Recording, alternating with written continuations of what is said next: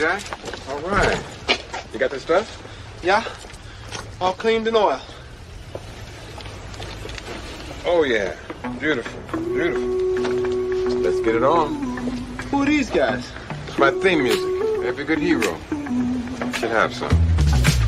Hot damn, it's time to get down to the jam. It's time to get down, it's time to get down, it's time to get down to the jam. I said it's time to get down to the knowledge, gonna get on down with the know. On the morning coffee show, on morning coffee with Keith, here on Pop Culture Minefield.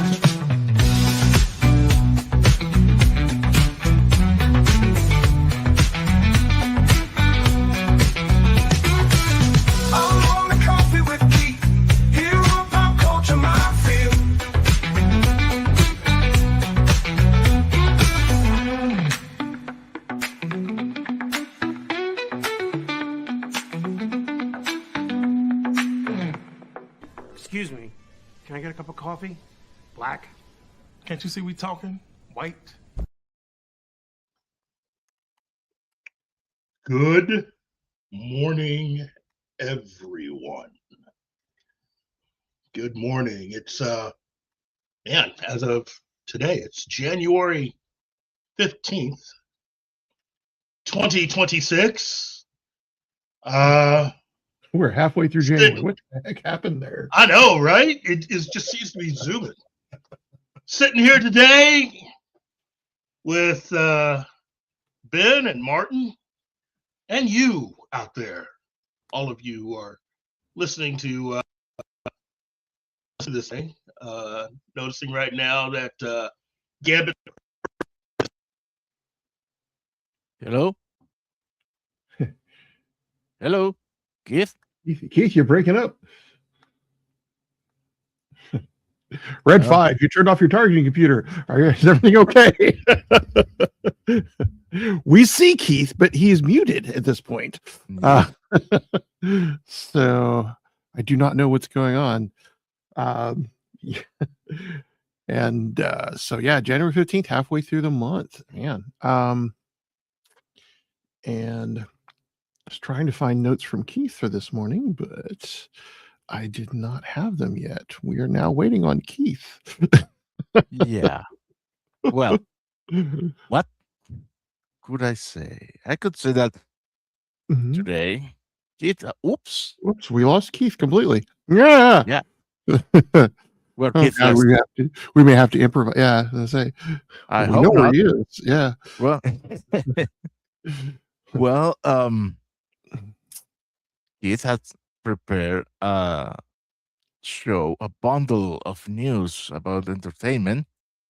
Let's see. Yeah, Here we go. was going to talk about, well, you can see in our thumbnail our two main topics had to Mhm. do with the franchise God of War and its future on Amazon as a Yes. as a live action TV show, and some changes implemented in Disneyland about Star Wars attractions. Right. Yeah. Yeah, and we also, now the ones that we can approach right now, we have two major TV anniversaries coming up this year. We have, and they're both kind of superhero related. We have Kinda. Tangentially. Well, they're kind of, depends on where you approach it. So this year would mark the 60th anniversary of Batman. Yeah, the live action camp heavy series that kept Batman alive in the public psyche, starting in 1966. I grew up watching reruns of Batman. Me too. Robin the Boy Hostage, every week getting into trouble. Those really cool climbing sequences. With opening the window to Sammy Davis Jr. and and various other celebrities. the Batmobile, and Adam West's, campy, over the top, but still, I think, well done, performance, for being all that it was camp. You could tell the difference between Bruce Wayne and Batman, as per the phone conversation that that they did at one point, where he was playing both Bruce and Batman, talking to himself on the phone. And then one of my favorite series, one of my early crushes, The Bionic Woman in 1976, which would be hitting 50 years today. So I remember, Lindsay Wagner was one of my early crushes as a kid. So Well, that is a beautiful woman. Oh yeah. Well, and right. Well, and it didn't hurt that, she played a teacher, which my whole family's made up of teachers, so automatically it had my mom's support, and my grandmother's support. So so we are still waiting for the return of Keith. Yes. I know. Yeah, I know, Penny. We're waiting for the return of Keith. He was here. He honestly, he was here, really. We have not, and then he disappeared. And was taken from us by the god of the internet. Right. And okay, so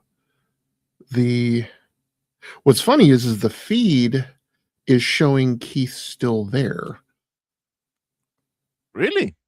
Yeah. And if you go to the YouTube, no, I don't see him. Really? The YouTube feed?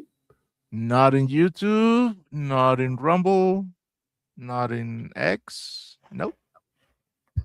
Oh. You may need to refresh. Yeah, because it shows like he was talking or some such. Let me go ahead and refresh. Oh, now I'm having to go through the ad. That would be something. Imagine Kid making a show. Right, there we go. All right. We cannot see him. He's in the Twilight Zone. But yeah, we are currently short a Keith. What is up with that? But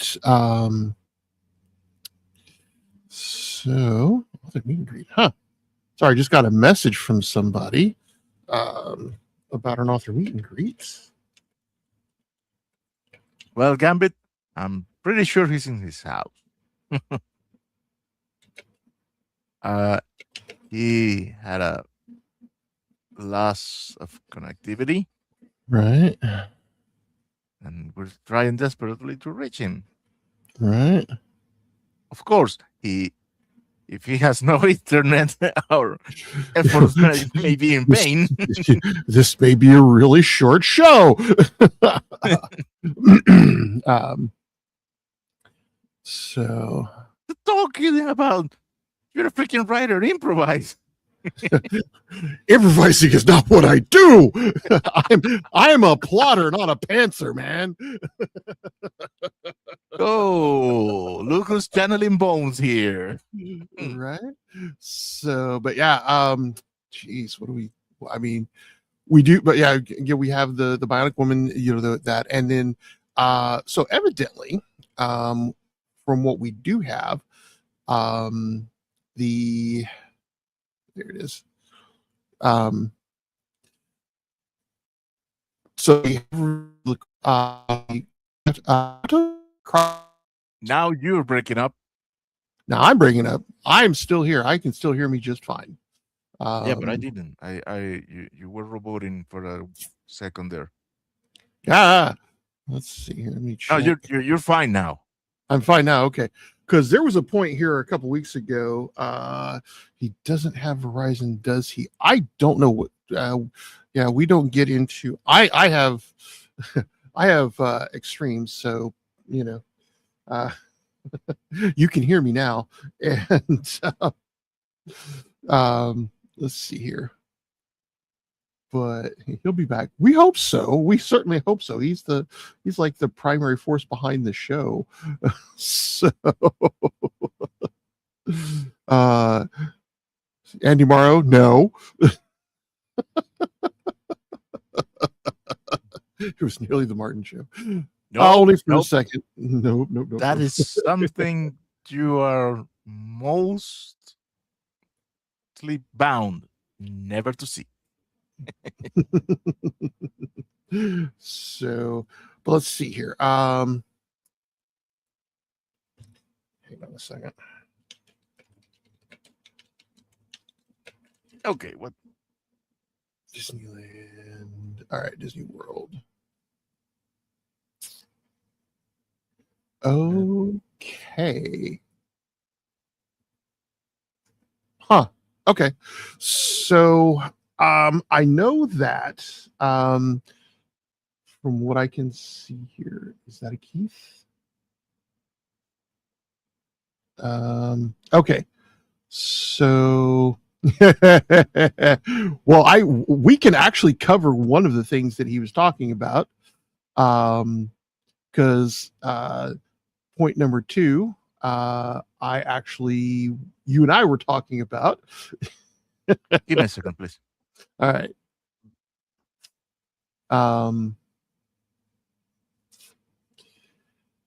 So I actually watched the first 2 episodes of Starfleet Academy last night. Okay, Keith's restarting his PC.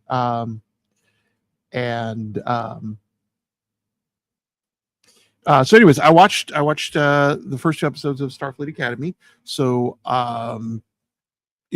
so those of you who do not like anything that's in the Kurtzman verse, you don't have to.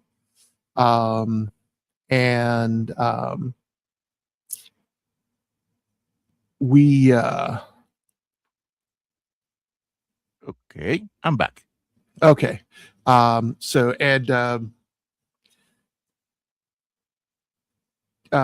was also looking at Keith DeCandido's review of the premiere episode of Starfleet Academy. And his preview is he actually liked some aspects of it. And like I said, there's some parts of it I liked, some parts of it that I thought, maybe we could do differently. But overall, it and like I was saying to you, Martin, it did the one thing that I look for in entertainment, and that it, elicited an emotional reaction. Now, that could be because, I am being, unduly emotional right now, and the slightest thing will set me off. I don't know. But it had some things in it. Some things were kind of predictable. Some things were like, okay, we're just doing this to do it. But it has some pretty cool concepts that I was looking at going, okay, that's interesting. Basically the Doctor from Voyager, one of the standout characters from that series, is a part of the cast. Robert Picardo, being delightfully Robert Picardo, but also slightly annoyingly Robert Picardo. What? How dare you? He's never annoying. Now, how did they explain the aging of an hologram? He had put in an aging algorithm about 500 years ago to basically. Could he be a pile of a hologram of a pile of dust at this point after 500 years? Well, that's assuming that he put an aging hologram of him as a human, as opposed to a Lanthian. I think it's what it is, what Pelia was. No, he was a human. Well, he appeared human, but remember, Lanthians also look, no, the guy that made the hologram. But he's not. But he's not a human.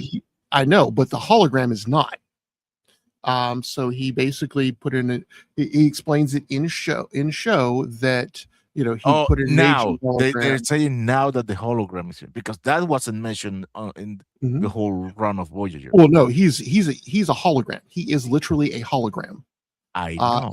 And he put in an aging algorithm to basically fit in better with organics. But there is an entire holographic race at this point. Entire Oh, race of we have seen- holograms.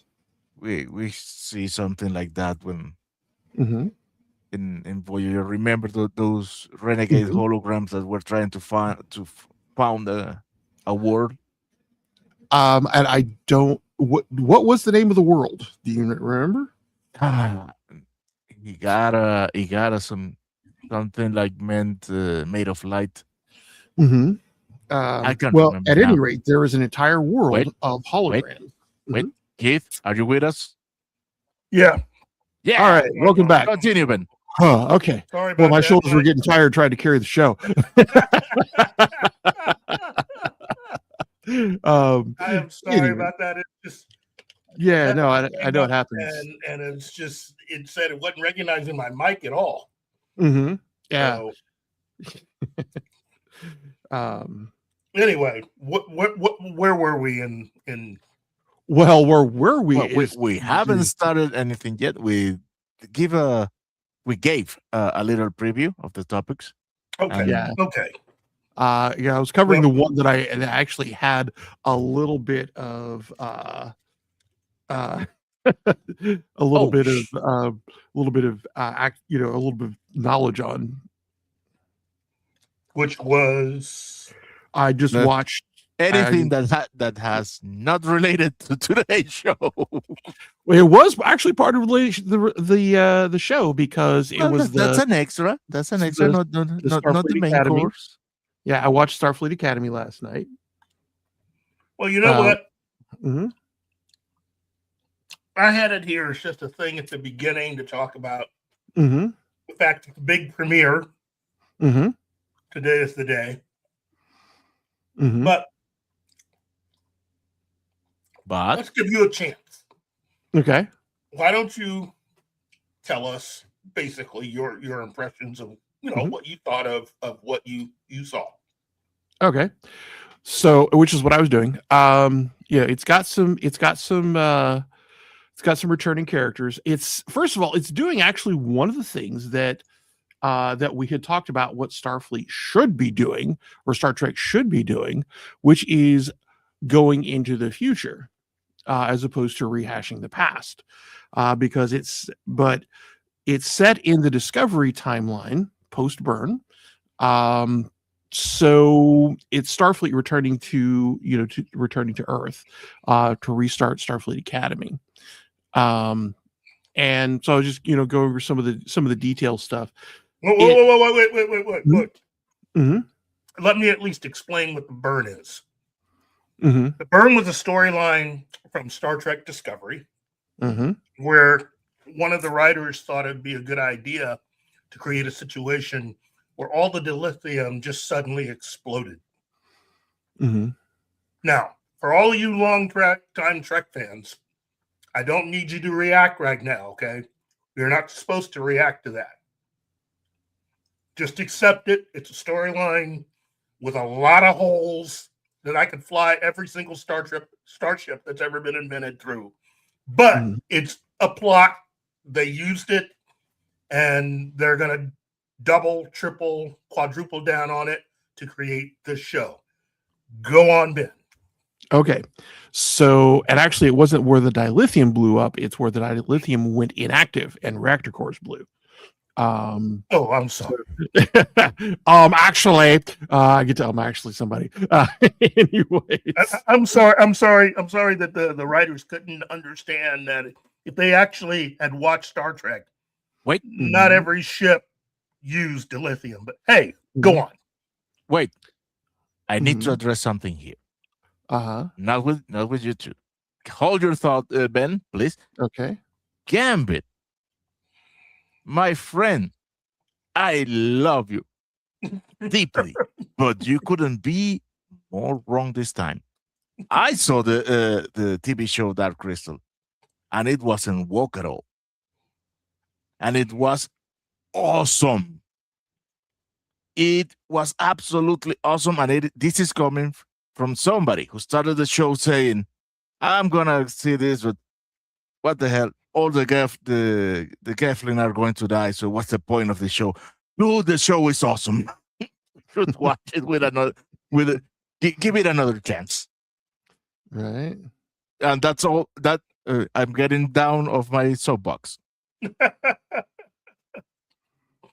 Continue, Ben. Okay. So, again, it's set in the Discovery universe, which to me is a bit of a detractor. Understatement. Because I don't have, I stopped watching Discovery after a certain point. It got too out there, which is weird because I've enjoyed the,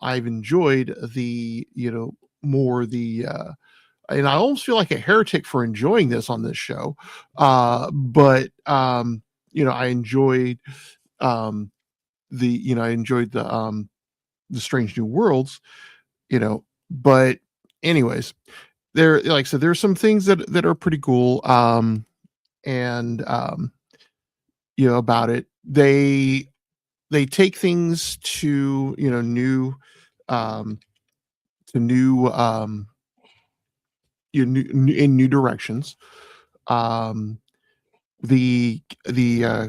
lead character is half Lanthanite, which means she's very old, and she remembers Starfleet before the burn. What's a Lanthanite? It's what Pelia is. They're a very long-lived race. Okay, what's a Pelia? Pelia is that's right. That would be on a show you don't watch. It's basically she's currently the engineer on the Enterprise in Strange New Worlds. Lanthanites are a very long-lived race. And I am looking them up on Memory Alpha because I'm still going, okay. Basically, they're physically indistinguishable from humans. Wait. Mhm. She was the engineer in A Strange New World. She came on at the played by Carol Kane. Okay, The amazing Carol Kane. Mm-hmm. So she was alive then. From Strange New World, which is pre Star Trek. Mm-hmm. How many years after Strange New World did the burn took place? Let's see here. Well, Strange New World was 23rd century. And now Pelia is not in this show. But let's see here. The burn. But she's still alive in this new show. It's about I don't know. Years. Yeah, it's 300 years from when. Okay. Oh, 300. Discovery was set 10 years before the events of the series Star Trek. Yeah. And the burn happens in 3069. So 300 years after Discovery. And so, there you go. Yeah. And since this character is part of a race of people that live a long, long time, then it makes sense that she's in this show. I don't know. Pelia is not in this show. But yeah. No, don't worry about it. I'm just in nerd fan mode, and I was asking for details of things that I don't know because I haven't seen them.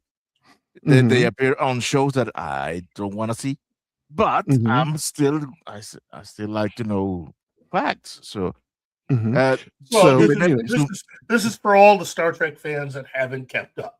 But yeah, yeah. again, this Yeah. is Ben's review, everybody. So come on. So yeah. So basically there,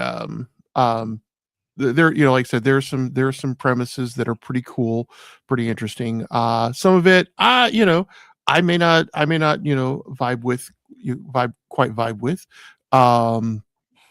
But I am digging it.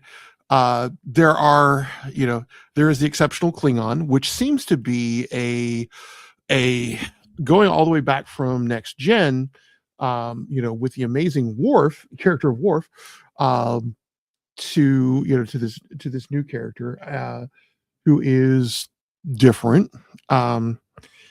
But yeah, we don't different. get to see, different from most Klingons. He's a what is it? Microbiologist. And but we see was it like I was telling Martin, there is an entire race of holographic or photonics.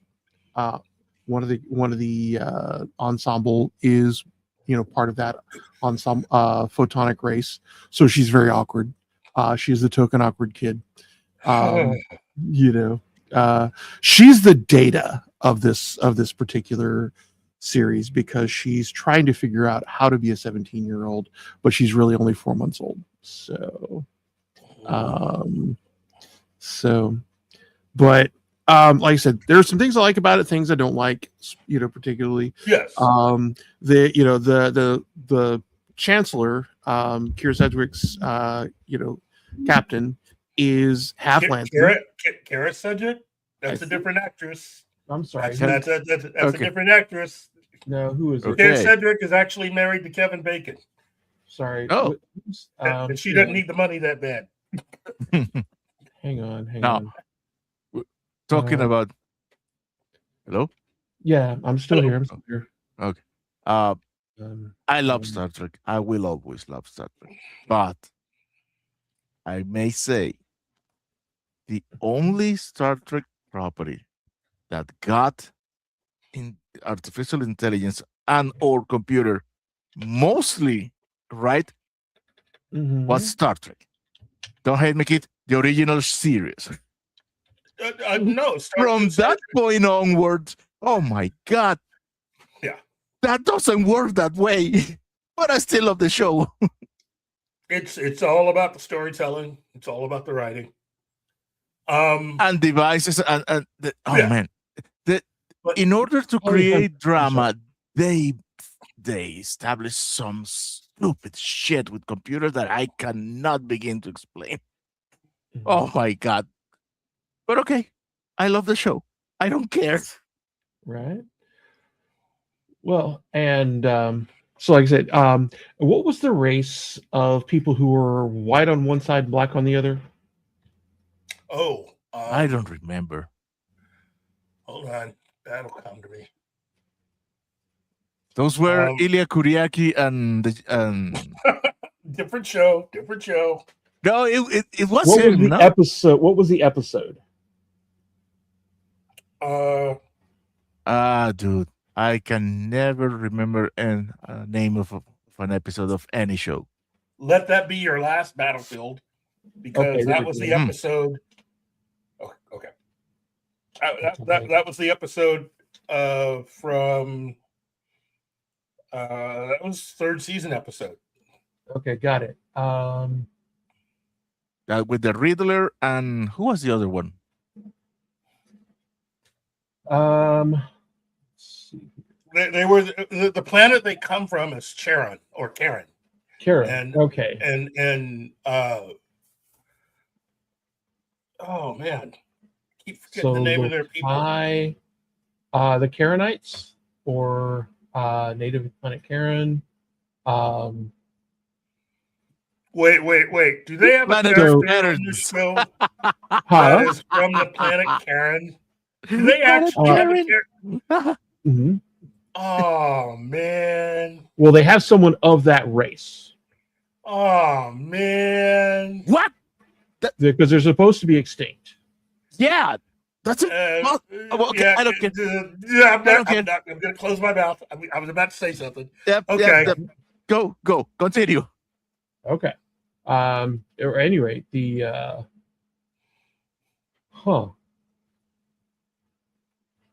because I'm seeing, where there are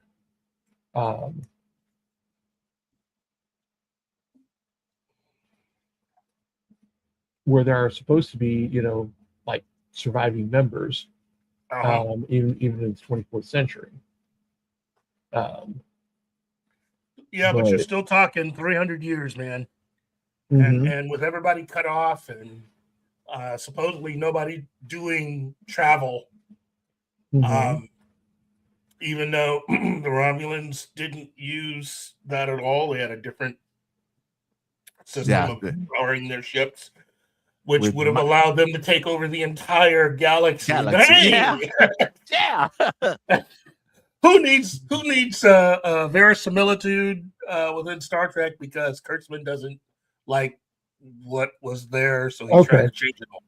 So anyways, I watched it. I kind of enjoyed parts of it. That's about as far as I'll go. Okay. Look. First and foremost, again, let me just say, I'm glad you had a good time watching it. Seriously, I am. I'm glad you got something out of it. I hope, for your sake, the show gets better, and supposedly season 2 will be better. They're currently shooting that as we speak. It looks like all the actors. Wait. They're shooting season 2, and the entirety of season 1 hasn't been aired yet.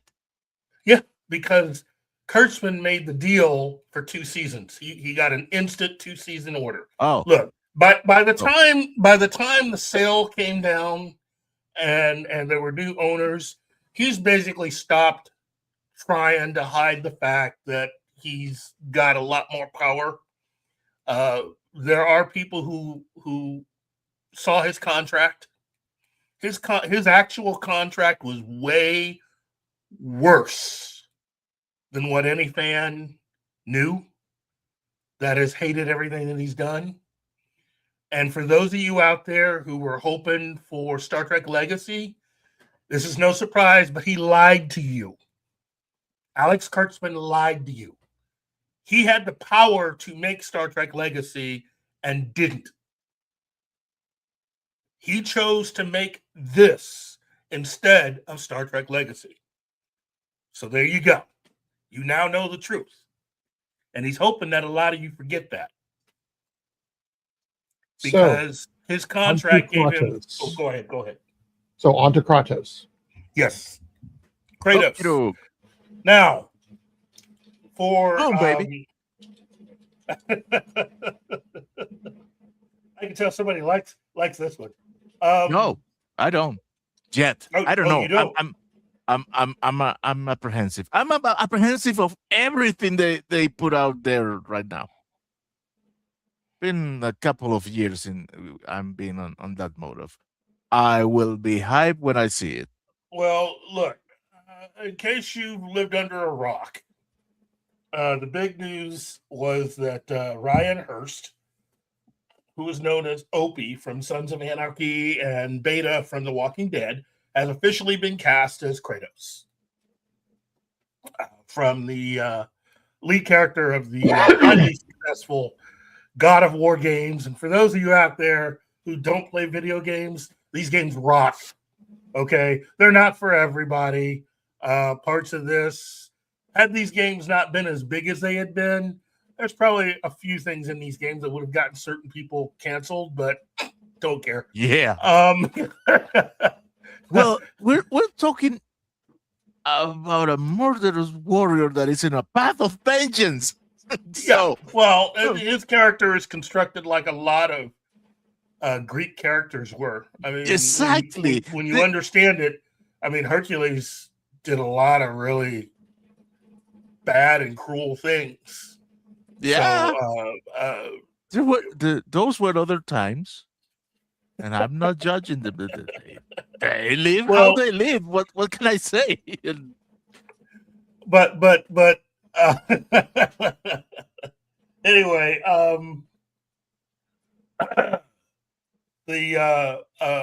for many fans, this is kind of a full circle moment because Hurst had previously voiced Thor in the God of War Ragnarok video game. So casting him as Kratos is kind of cool, you know. I have something to say about that. Well, I mean, again, I think if he's willing to put in the work, I'm sure he can get the physique. Really? No, yeah. And okay, look at this picture we're showing them. Okay. I know the one this Kratos is it should be Kratos, to be honest. Kratos is Kratos. it's a drawing, okay? But look at the of the face of this guy, almost the same eyebrows. Their nose is almost the same thing. Mm-hmm. So his face is absolutely right to be Kratos. If he can bulk up, much the better. There's lots of different ways you can do it. There are a lot of trainers out there. Yeah. And with Amazon footing the bill, you cannot tell me that they can't find somebody to basically give this guy the David Prowse treatment. I'm sorry. My only question, I have never heard his voice. Never. I don't know this actor. But man, having to fill the shoes, voice speaking about the voice with Christopher Judge, fucking Tilk, man. Yeah. Well, Christopher Judge was not the first person who originated the voice. He's done a lot of the games that have been popular. Every game that they've had up to this point has been popular. Okay. I mean, these games have been pretty much a home run. Every release, there are legions of fans around the world. And now, my only worry as a fan is twofold. Who the showrunners are, which as far as who they truly are, not who they are identity-wise, but who they truly are in terms of talent, because you really need to bring it. We are living in a world now where we can bring just about anything to life. And so bringing this game to life is not really going to be that big a deal as far as trying to search for storylines and stuff. It's all in the games. You've got it. But do you have what it takes to create satisfying stories for all of the fans around the world while also being able to craft stories that can bring in new fans, people who have never played the games? And that's the kind of tightrope that they walked with The Witcher, which Netflix wantingly self-destructed on.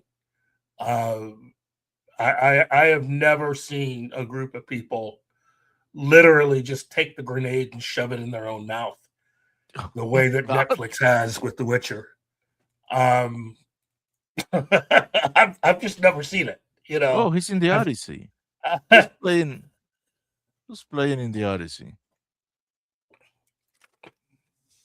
Well, Mr. Hurst has also been a part of SWAT. This is nice. He was in God of War. That's what I said.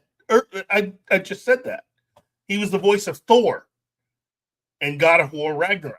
Oh, has been in Lobo. No, has been. And yeah, he was the voice of Lobo for Superman: Man of Tomorrow, the animated movie made by the new animated crew that Warner Brothers hired to replace the original group of animators who made all that really cool stuff that everybody had been enjoying for over 20 years. But for some reason, Warner Brothers decided to fire all those people and hire a whole new crew who can't really do anything to match what had gone before, in my opinion. Yeah, So, and make our characters act like teenagers. Oh my god. yeah, that seems to be the mentality. And let's see. We Oh. also have Got a nice career, to be honest. oh yeah. Wow, I didn't know he had been in Jag and Beverly Hills 90210 and Saved by the Bell, the new class. Wow, he gets around. Private Ryan, the postman. Wings, he was in Wings. Jeez. Dude, he has been around. Remember the Titans? Now, we can say he positively has the chops. Yeah. The thing is, what are going to fit him as scripts? Okay, so these are pictures of him. Where? Just You below want to share- this. Just below this. If you go down, there he is. These are all pictures of him. So with and without the beard. And let's see, this picture here is that's the guy who got went deaf in Private Ryan. Okay, I know who he is now. And that's him from Remember the Titans in the football uniform. Yeah, this one. Yeah. Ryan. Yay! We did it. What else do we have here? Bates Motel. Oh.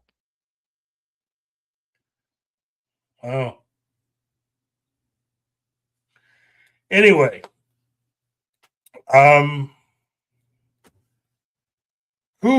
Yeah, he's gonna have to bulk up a little bit. Well, here he was a kid. Dude. A kid. Oh yeah. In fact, he was born in 1976. Really? Oh, just a little younger than me. He's 50. Well, Yeah. mostly 49. Chasing 50. Yeah, he'd be 50. He'd be 50 this year. Wow. Well, congratulations. Oh, he definitely looks like he's bulked up a little bit for this. Oh, he can do it. He can do it.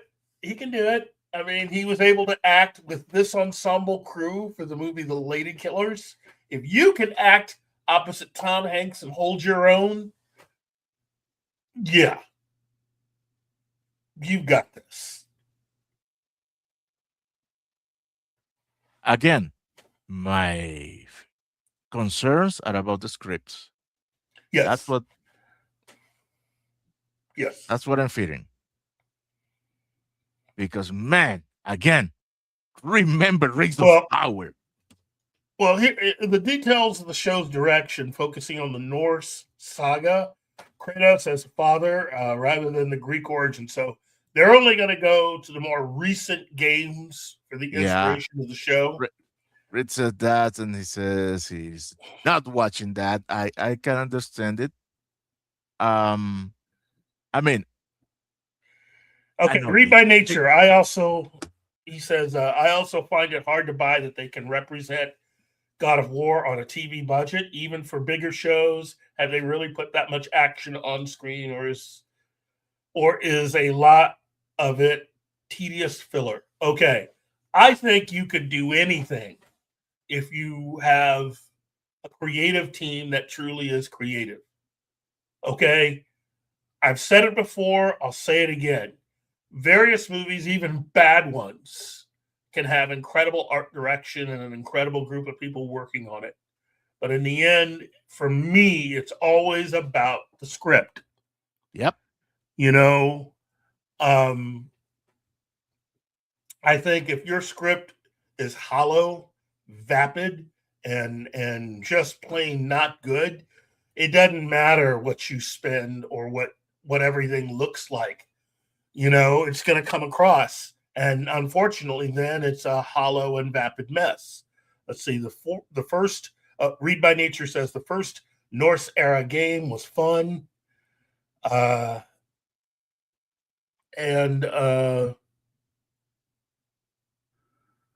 Couldn't read the rest of it. Yeah, Dad of War. There's to me, there's nothing wrong with it. Well, here, Chinatsky says the recent games basically make Kratos the apologetic male for his toxic masculinity. You know what? Again, it's really going to fall on what the people behind the series want to do. And unfortunately, Amazon has not really endeared themselves to be people who seem to be thinking clearly about what they want to do. Yeah, they don't have a consistent track record. That's the thing.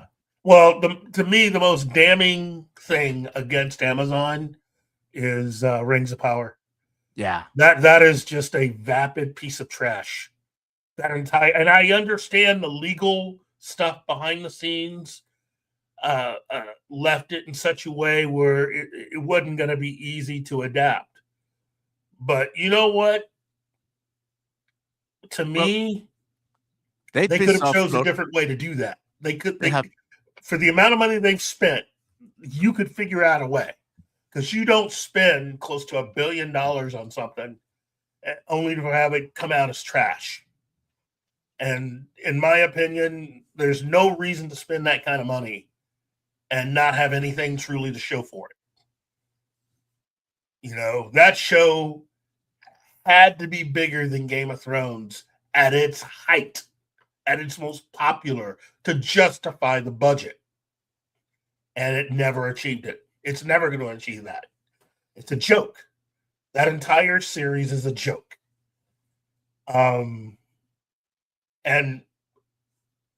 another black mark against them is that the people behind House of the Dragon were the people that had gotten fired from doing anything with Amazon. That's the crew they let go to hire the people that they did for the Lord of the Rings series. So, yeah, they're I don't know what they're drinking. I don't know what drugs they're doing, but you know, it doesn't justify making those kinds of mistakes. And again, nobody ever sets out to make something awful.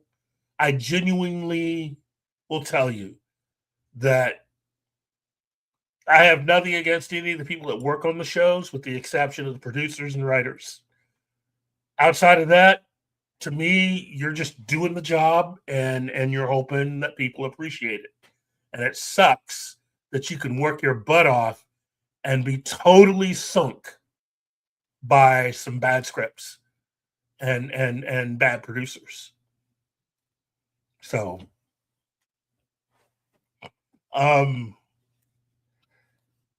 you have to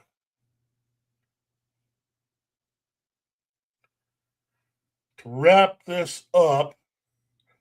Basically, you know, I think that if Amazon can get this right, if Netflix hasn't dropped the ball on season 2 of One Piece, which the trailer for that's already dropped, and it looks like it's going to be good. Although they're still doing a lot of race swapping, it season 2 definitely looks good.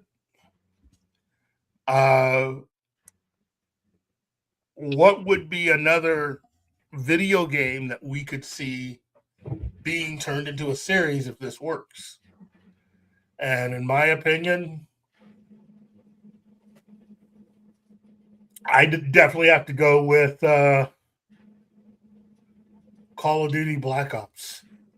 Oh, Black Ops has to be considered. Has to be considered. Okay. No one sets out to create something awful. Well, the games did consult with Sweet Baby Inc. so I don't necessarily agree in this case.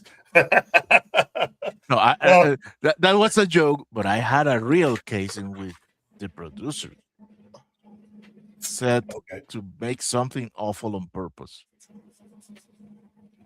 and it I was the Matrix 4.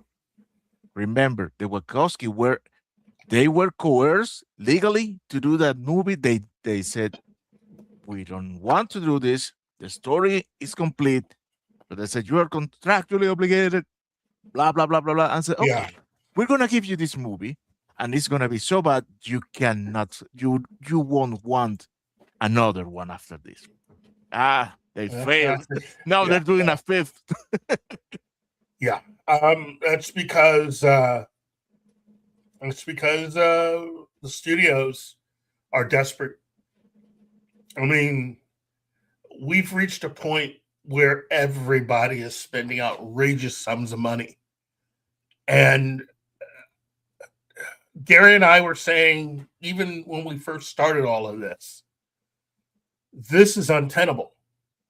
You cannot continue going down the road spending the kind of money that a lot of these productions are doing. I don't care if you're Disney or Netflix. I don't care if you're CBS. I don't care if you're Sony. I don't care if you're Universal. I mean, you can't keep doing that. It's dumb to continue to spend large sums of money and thinking that you're going to do something. You know, I don't think I would think any less of Avengers Doomsday if they had made and shot that entire film for about $100 million. In fact, I'd applaud them for it. But unfortunately, you know, a lot of egos got involved, a lot of negotiations. I just think it's just bad to have to get to the point where you need to make over $2 billion to be profitable, which is what Avengers Doomsday is going to have to do. It has to do that.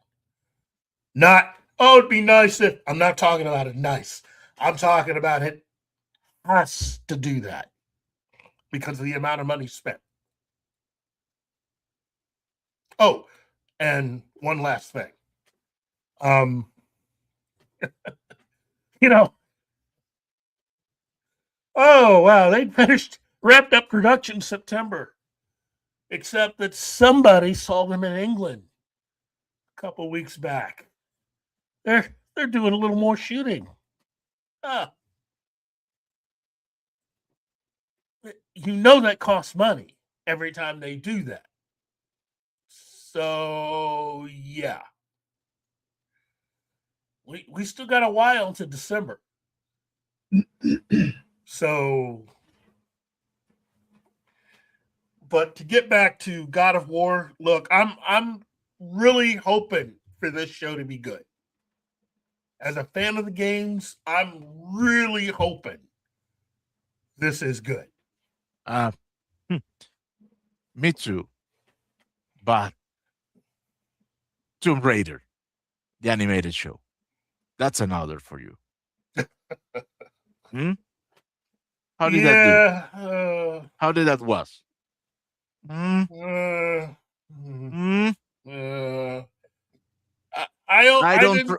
don't trust Amazon. I didn't watch it because of who they hired to write it. So, and after the mind-numbingly bad job she had done with Indiana Jones, I'm just done. I'm sure she's a nice lady. There is someone. There's a gentleman. I've only seen his work on, I think it's X, who has created he's used the style of the Tintin books to create all new adventures for Indiana Jones. And he Ah, found a way of even making that character good with what he's doing. And it's more and all these books cover the entirety of Indiana Jones's adventures from when he was a child all the way. And yeah. Hey, whoa! Oh my God! Six is here, and she's wow. gifting you $10. Oh my, a super chat. You Oh know my what? God! 6, wow. I don't know how to respond to that. $10. First of all, thank you. Again, I'm just lucky to know that there are people actually listening. And I consider myself fortunate because I get to work with my friends. Because of this, I get a chance to work with Ben, who is just incredible, and the man who makes all this go, Martin. I met because of all of this. So, thank you, Six. I share this with I share this with them, and thank you for everything, Six, because you've been amazing. We need to do something for Yeah, I mean, oh wow. Do we have anything on tap, or should I just get on camera Wait, and? wait. Maybe this one. For that, you get the head, the tail, the whole damn thing. Whew, couldn't get any better than that. Quint from Jaws, gotta love it. The tragic captain. Yes.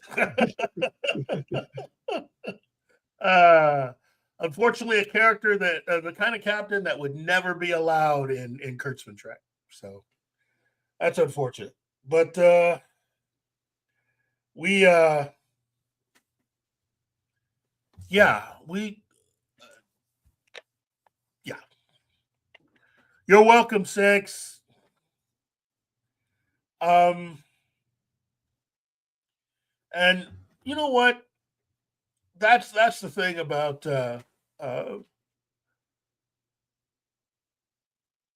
such a major classic with Jaws. Which brings us to our second big story, big topic. This past week, we celebrated 2 anniversaries. The first one being the 60th anniversary of William Dozer's 1966 Batman television series, which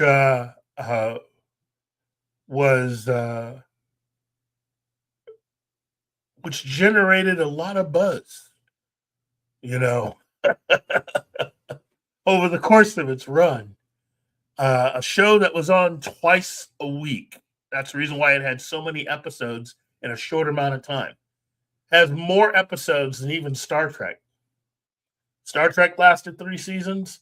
Batman lasted 3 seasons. But Batman had double the number of episodes because Batman was on twice a week. Any particular reason for that? Part of it is the popularity. Part of it is because I've said this before and I'll say it again. Because of the way the TV show was set up, it is both an homage to the Batman comics, which by 1966, Batman as a character had been around for about 34, 35 years, give or take. But also an homage also to the 2 movies that had preceded it. And which is the reason why Adam West might be a lot of people's favorite Batman, but in actuality, he's only the 3rd actor to have played the character. The second one was from Kansas City. Yeah, baby. But but that show was very influential in terms of popularity. It became the show that everybody that was hip and with it had to be a part of, which led to the continuous use of the wall climbing gag to introduce various celebrities on the show. So it was Friends before Friends. It was even bigger than that.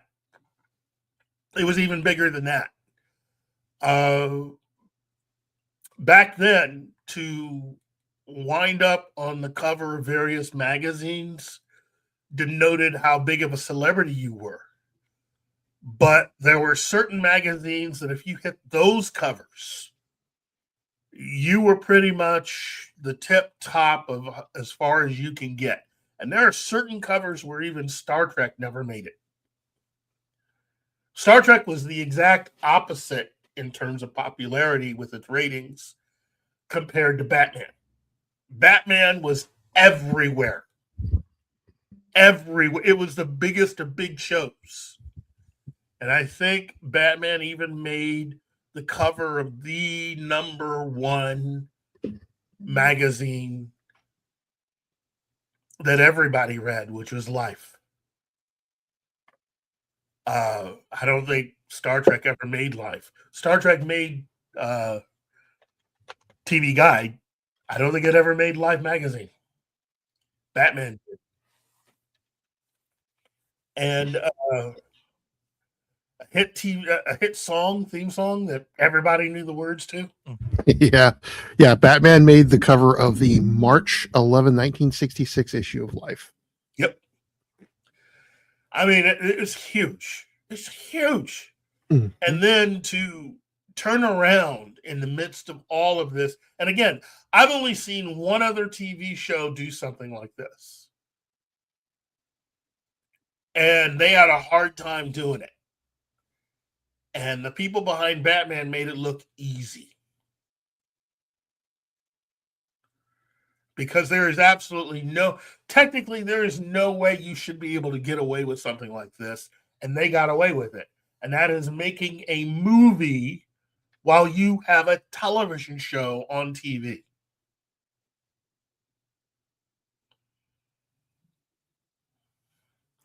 So I'm dropping a image of the cover in the Facebook. Hang on a second. Please. I saw some of the pictures from. Can we share it here to the audience? Hey, I dropped it in the Facebook Facebook page, so you can. Oh, okay. If you hit us up on Facebook, you should be able to check it out. Well, I hit it up in the Facebook Messenger. So okay. Oh my! Right? Wait, I cannot not show this. Is it something that's going to get us in trouble? No, it's Life magazine in 1966. Come on. Because I did see certain pictures from when Adam West had passed away, and there were a few that were from Life that I liked. I mean, it's just like, wow, I've never seen that picture before. Right. But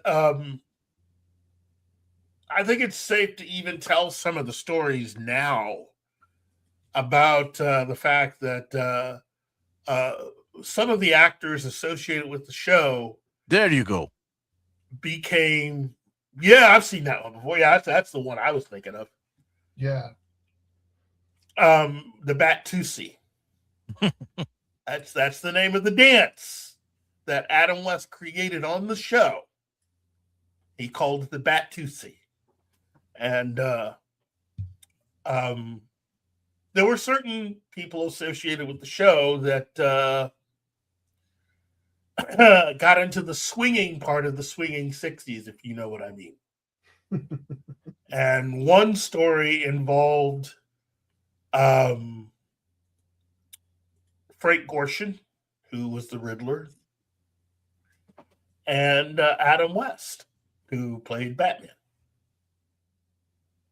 And they were invited to a party in the hills, Hollywood Hills.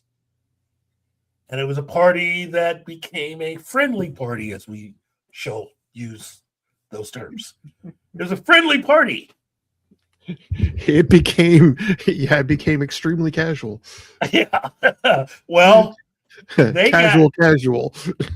They were there for quite a while, but they were eventually asked to leave. Because they stayed in character in the midst of the party. Oh. Oh. So while they were busy with the ladies, they stayed in character as their characters from the show. Yeah.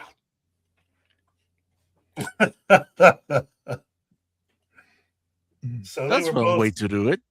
Yeah, look, that's a different way to party. It was the swinging 60s.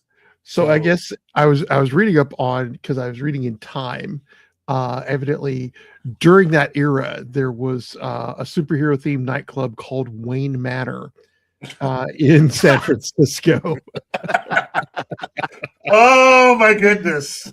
And you were talking about the Bat Cut. Bear in mind that was where the eyebrows were shaved and the bangs were cut into a V shape to emulate the Batman mask. Yeah. So yeah, it was. I was like, whoa. Well, it wasn't. The thing is, that's not surprising, considering that one of the main actors in the show was a member of that particular community. So, that led to them being known as someone who decided not to shave a certain something. So,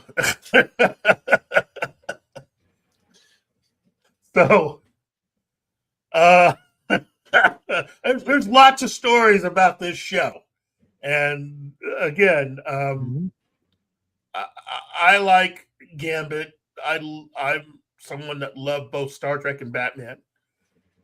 Growing up and watching both those shows, that was just pretty much the cornerstone of my childhood. But I will say this: no matter what anyone can say about Star Trek, they have no stories like that. Trust me, they have no. A lot of people have tried to find stories like that. Now, there are stories that lean in that direction, but none of them involve William Shatner or Leonard Nimoy or hardly any other member of the cast except two. And that's it.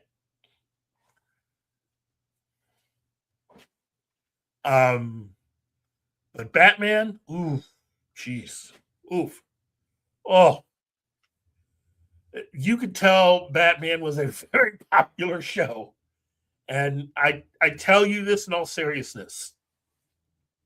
There's a lot of you out there that probably have no real knowledge of what was popular in the 60s, especially in the late 60s.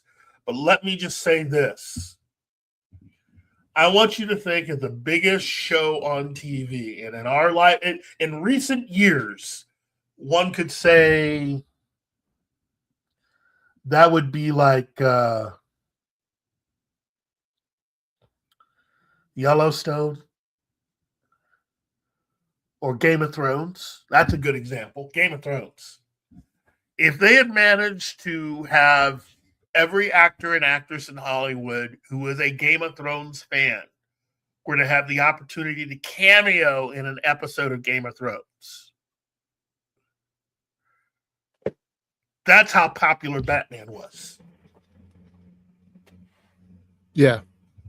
That's exactly how popular Batman was.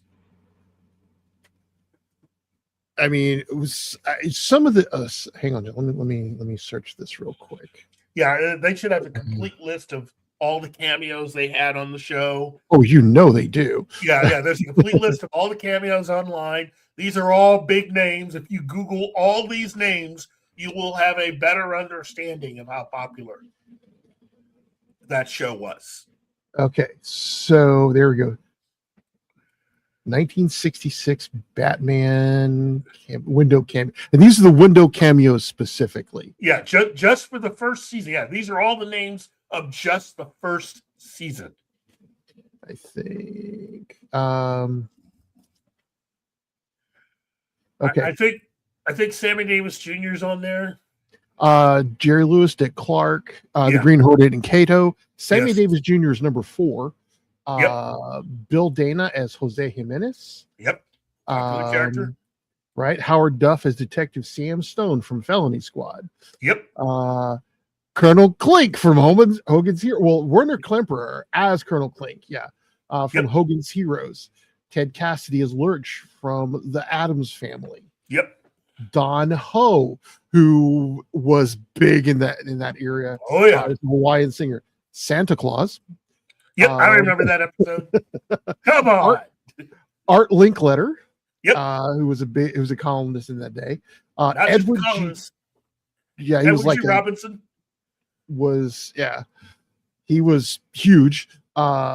Big actor. Mm-hmm. Susie Knickerbocker and Cyril Lord, the Carpet King. Now, I will say this. It is difficult to wrap your mind around the closest thing. If the Beatles were a TV show as far as popularity, Batman had reached about that level. Mm-hmm. It had reached that level. Well, because you got to remember, Sammy Davis Jr. was a big one in that era because he was part of the Rat Pack. Sinatra wanted to be on Batman. Yep. Frank freaking Sinatra. In that day, if Frank Sinatra sneezed, people covered it. And people followed over all of themselves to say Gesundheit. That's the reason. I mean, the thing about getting popular celebrities is that it's hard to schedule those things. It really does depend on where you're at, the story you're telling, the timing, the whole 9 yards. And there is one TV show that Frank wanted to be on, and he was able to be on it.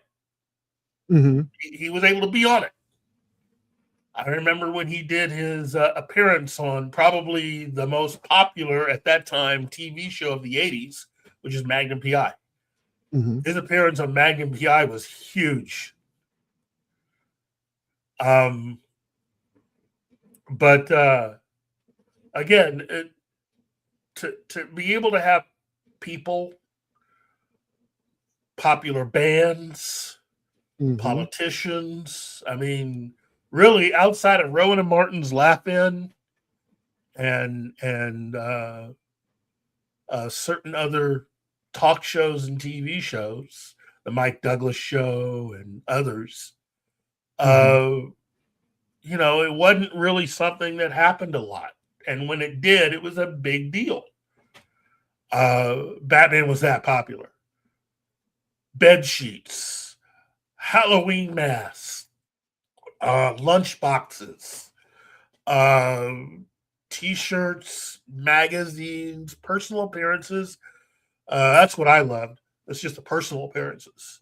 I think Adam West and Burt Ward were doing a lot of personal appearances right up until there was a period of time when they didn't. But I remember Adam West. I remember this because I had begged my parents if I could go. I remember Mhm. clearly. And this is now remember, I was born the year both these shows hit. And I was born the year So after. we're talking early 1970s. So I was probably 5 or 6, having grown up literally watching the reruns. So, you know, uh, uh, final season was 1969. So both those shows were in syndication just a few years by the time I was 5 or 6 years old. And for whatever reason, my parents didn't want to take me to go see Batman for real. You know, I was heartbroken. I mean, I was heartbroken. And where I was living at that time, there were opportunities to see people. I mean, again, it wasn't like I was living in New York or LA, but you got to understand that living close to a major city, you do get certain opportunities. And in this Mhm. case, it was living close to Cleveland, you know. Uh, Sorry, I laugh because I was in Texas, in Corpus Christi. wow, dude. I would spend my summers in San Angelo, which is which takes pride in being the sheep capital of the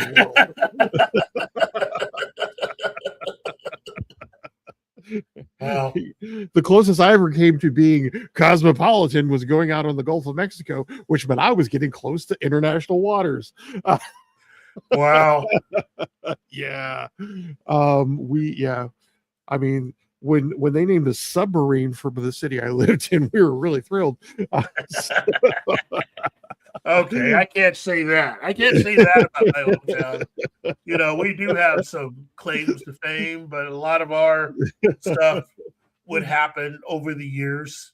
But Mhm. eventually, you know, we did get ours. Mhm. You know, a couple of rock and roll Hall of Famers, some incredible bands that a lot of people enjoyed came from my hometown. Oh yeah. Well, still, I mean, Cleveland was, you also had a ship, no, no, no, no, no, no, no, no, no, no, no, no, no, no, no. I'm not from Cleveland. uh, I'm from a town, a city that's, you know, mhm. within the orbit of Cleveland, but not Cleveland. No, Right. no. I'm from a place that people have heard of, Mhm. which is Akron, and it's the hometown of Steph Curry. It's a place where Mhm. Steph Curry was born, and LeBron James, Mhm. and Chrissy Hyde of the Pretenders. Both the members of the Black Keys, Devo. Um, man, who else is from there? There's a lot of people from there, Right. and although a lot of these names wouldn't mean anything until like the very late '80s, in very late '70s into the '80s. Mhm. So you know, I mean, the Pretenders. I think their first album was uh, 1981, 1982. So, Mhm. but uh, um, but to get back to Batman, yeah, Batman was huge. It was a big thing, big deal. Mhm. Unfortunately, it was such a big deal, it nearly killed the Batman IP.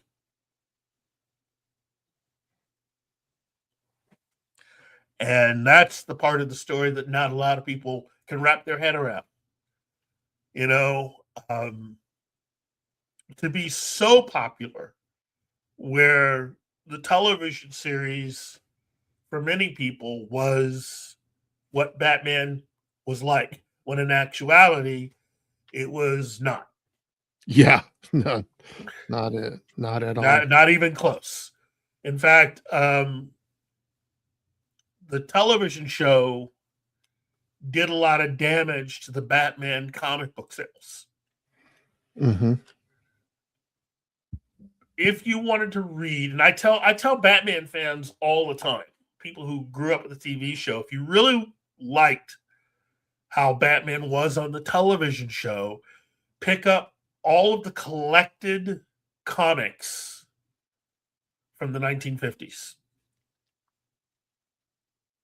The Batman TV show was pretty much an adaptation of Batman's adventures from the 1950s. And when you think about it, it makes sense. Because, it takes a long time to get a TV show, produced. You write the episodes, build the sets, you got to cast, the whole 9 yards. It took a while to sell somebody on the concept of turning Batman into a television show. And to this day, I think DC Comics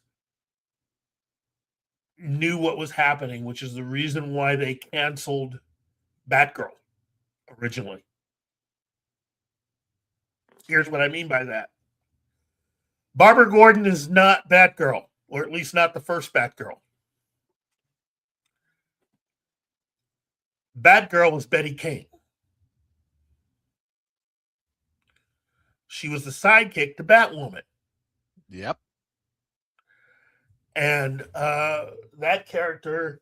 those characters started participating in Batman comics towards the latter half of the 1950s. And then you got into the 1960s. And by the very early 60s, it just became about Batwoman, and Batgirl disappeared. This is one of the things about the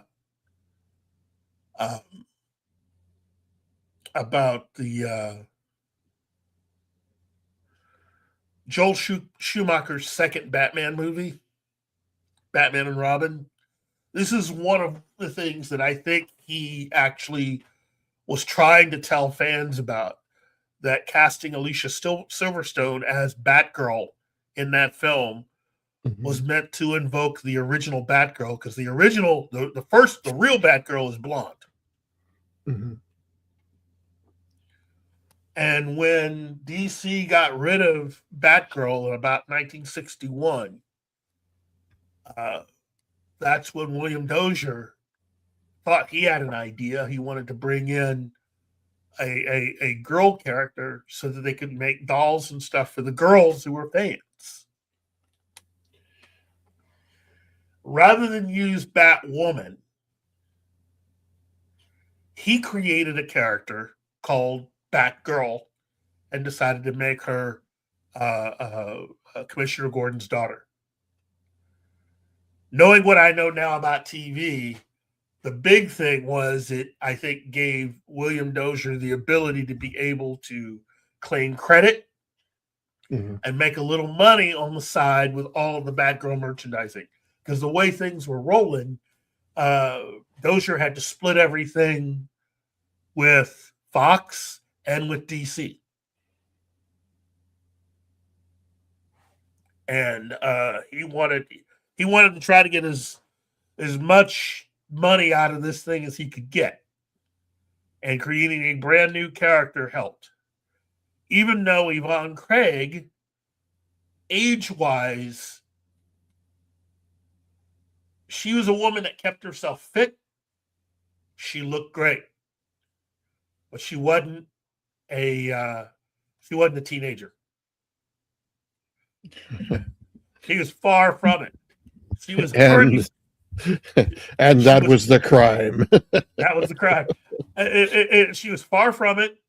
By the time I think she got the job on Batman, she had already had a son who I think was maybe 4 or 5 by then. And so that's the reason why there's a lot of innuendo and stuff on the show where, Bruce Wayne's kind of making innuendos or at least saying certain things. And for a long time, I never understood that until I found out that Yvonne Craig wasn't a teenager. And it's like, oh, so that's the reason why she and Robin never got together, unlike in the comics. Because Yvonne Craig was older than Burt Ward. Right. She was like, no. But the way they wrote a character, she's supposed to be younger than Batman. Mm-hmm. And I was just like, oh. Even though she did make out with Captain Kirk. That's really the cool thing about Yvonne Craig.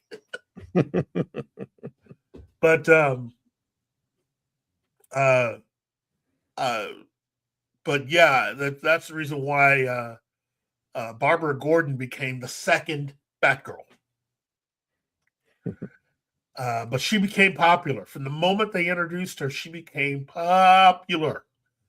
And every time she appeared on an episode, the ratings went up.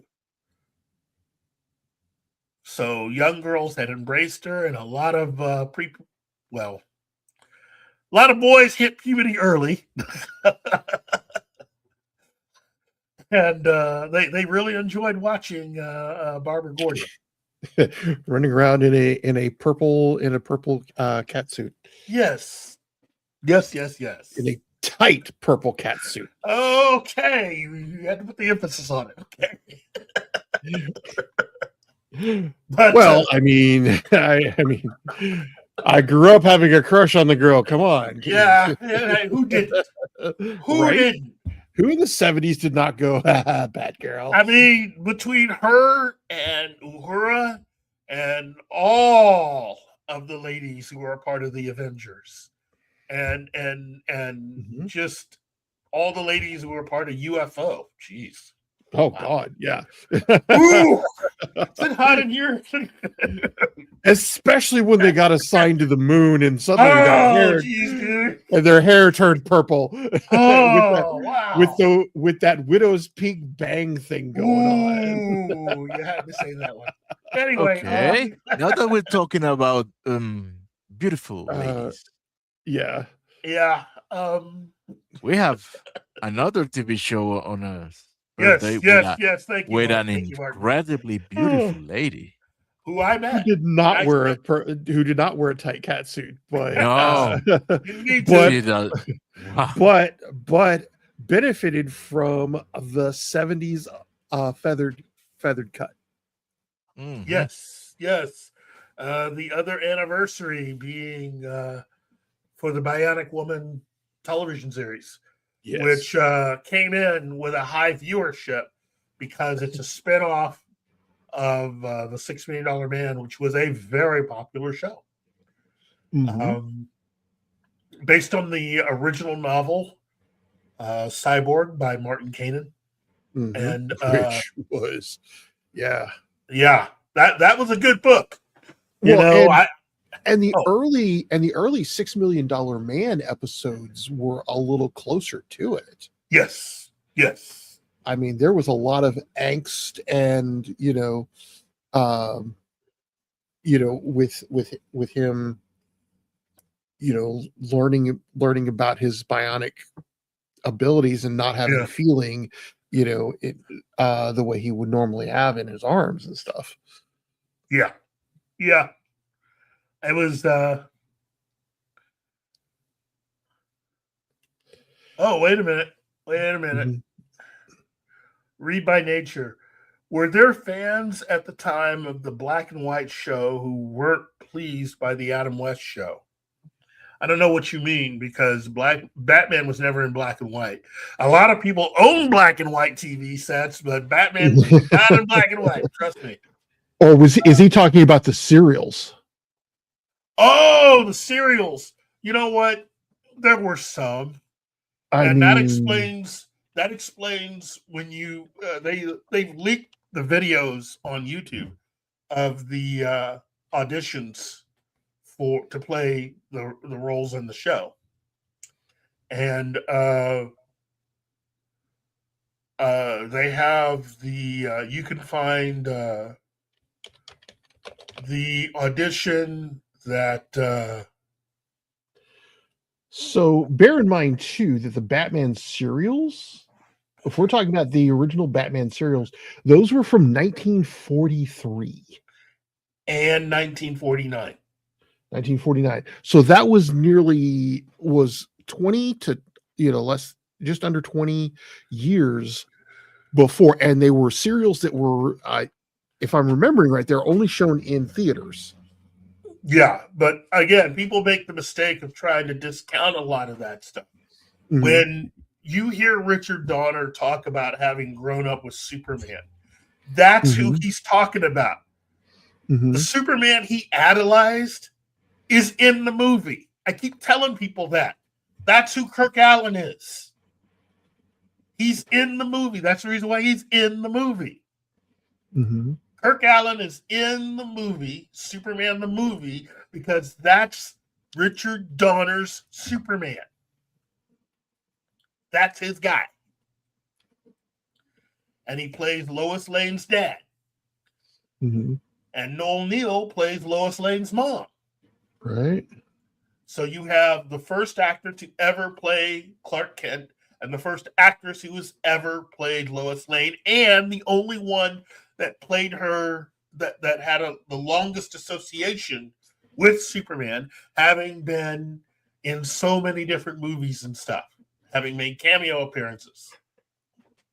So, so much so that she's also the only actress that when you go to Metropolis, that is when you find the Lois Lane statue, that statue is based on Noel Neill's performance. That's Noel Neill as Lois Lane.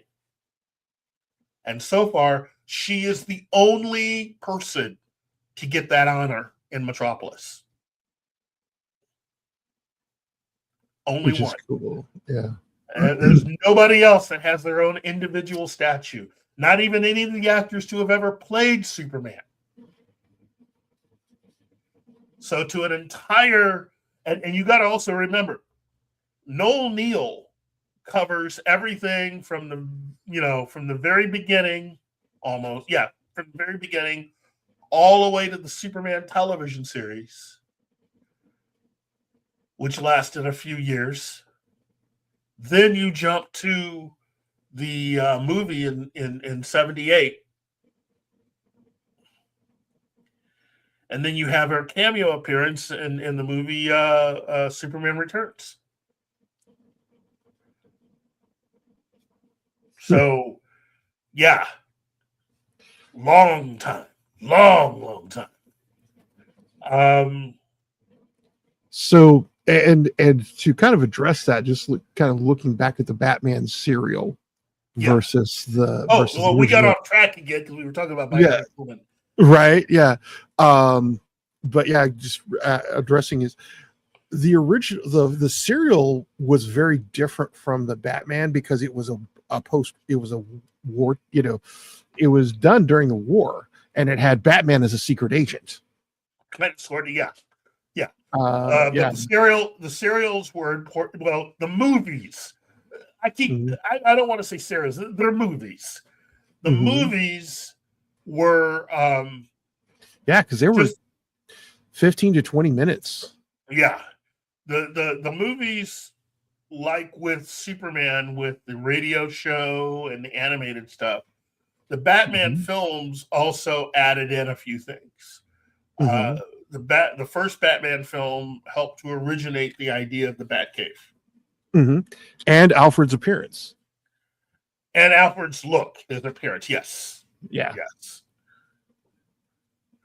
And also introduced the Batcave.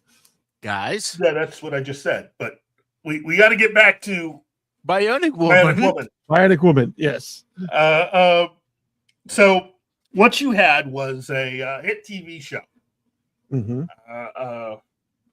called The $6 Million Man.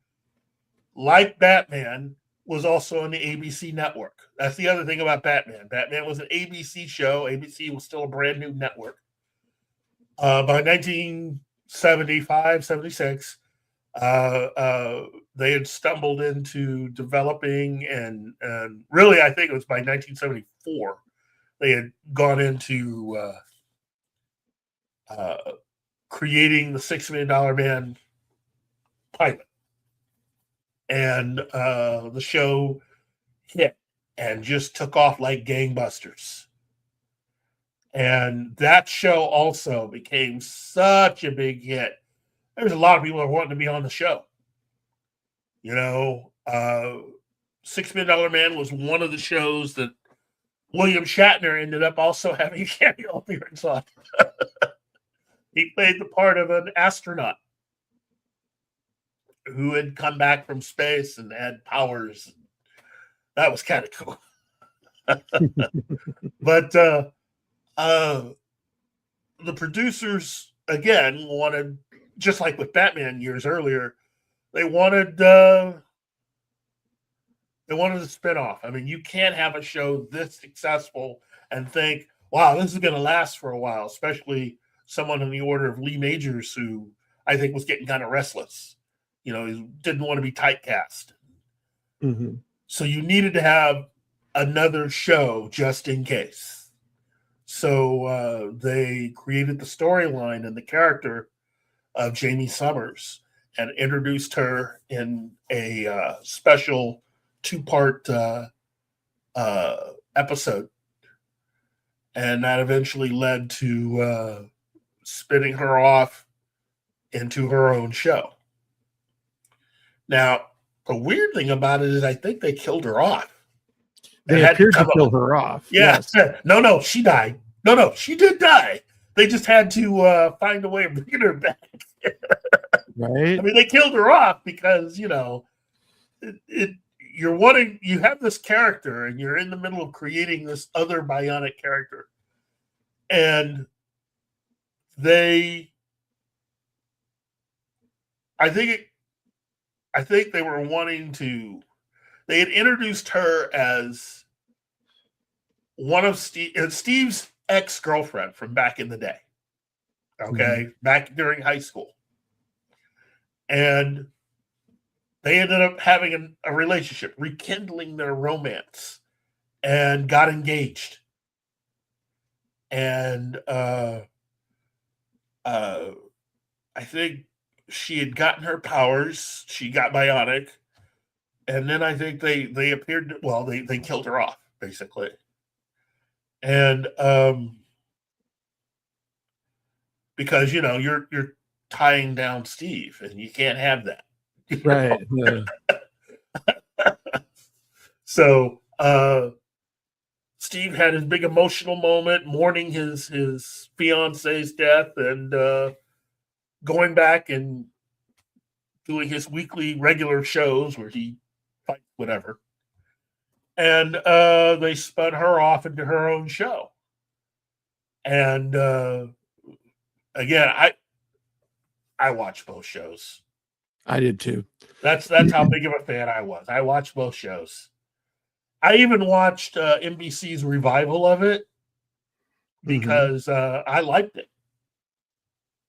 You know, I'm not going to apologize for it.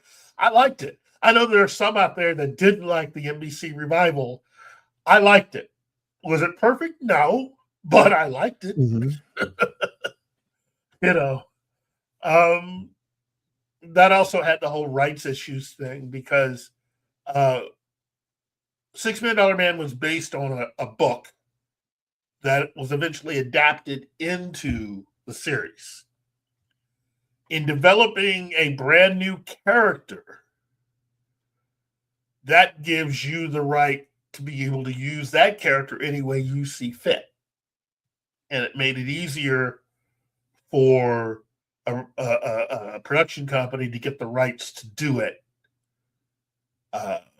Even more so than trying to bring back the $6 Million Man himself, because that's a little more complex. I had the awesome pleasure of going to a convention and meeting Lindsay Wagner, who was just amazing. Lovely woman. And by the time I met her, she had already started doing a lot of other TV shows. She had come back into doing everything again. I think she took a few years off from acting. And I saw her in an episode of Eureka. And who is this? Lindsay Wagner. Okay, Lindsay. I was like, did we go to a no? But yeah, Lindsay Wagner. She was in. God, I think I remember the episode of Eureka. She was not a semi regular, but she became kind of associated with Eureka, and then associated with Warehouse 13. I was going to say, because that's where I remember her from. Was from Warehouse 13, I think. Okay, maybe I got it backwards. That she was associated with Warehouse 13, but also did a stint on Eureka, playing the same character. It was the same character on two different shows. Because there was crossovers between them all the time. Yes. Yeah, those two were. Yeah, because she was the doctor that Artie kept on having his appendix regrow so she can take it out. So yeah, Dr. Calder. Yes. And she ended up playing her on Eureka. Hang on a second. I was trying to remember her.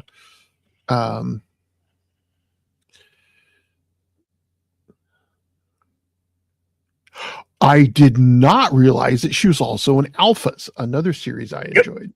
I loved Alphas. That was just, that show should have gone a little longer. It really should have. Oh my goodness, Alphas was so good. It was, my goodness. And let's see, that's Sci-Fi Channel show. Mm-hmm. They were all three sci-fi. Yeah. That's wait a minute, don't tell me. That would make it an NBC Universal show, if I remember correctly. Mm-hmm. Yeah.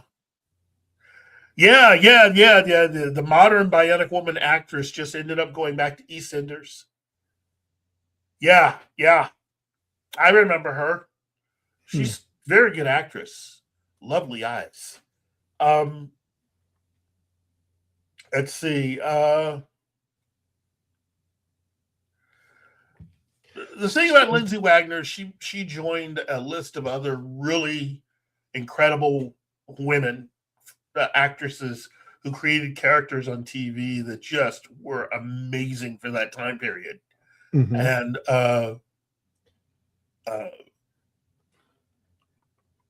well, and the thing I loved about the Bionic Woman was that Lindsay Wagner was not a government agent. Yeah, she was a teacher. Well, she was her cover at least. Yeah.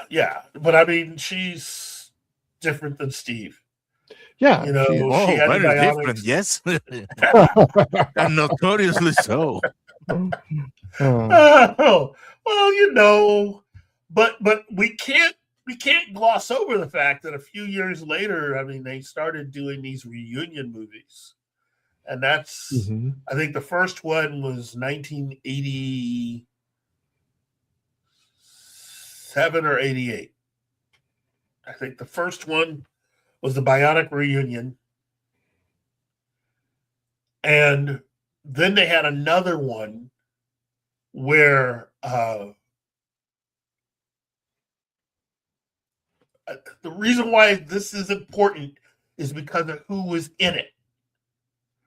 So they got Lee Majors and Lindsay Wagner back together, but the second one that they did had oh man, what's the name of that actress? One of her earliest TV outings. Really, one of the earliest things she did. Because I think this was 1990. Yeah, it's about 1990 when they did this one. Sandra Bullock. Sandra Bullock played a young woman who got caught up in the adventure with them. And I remembered her because she eventually ended up being the woman who I saw in the movie Speed. But this was one of her early, and she's part of the Bionic universe. But that eventually ended up, let's see, I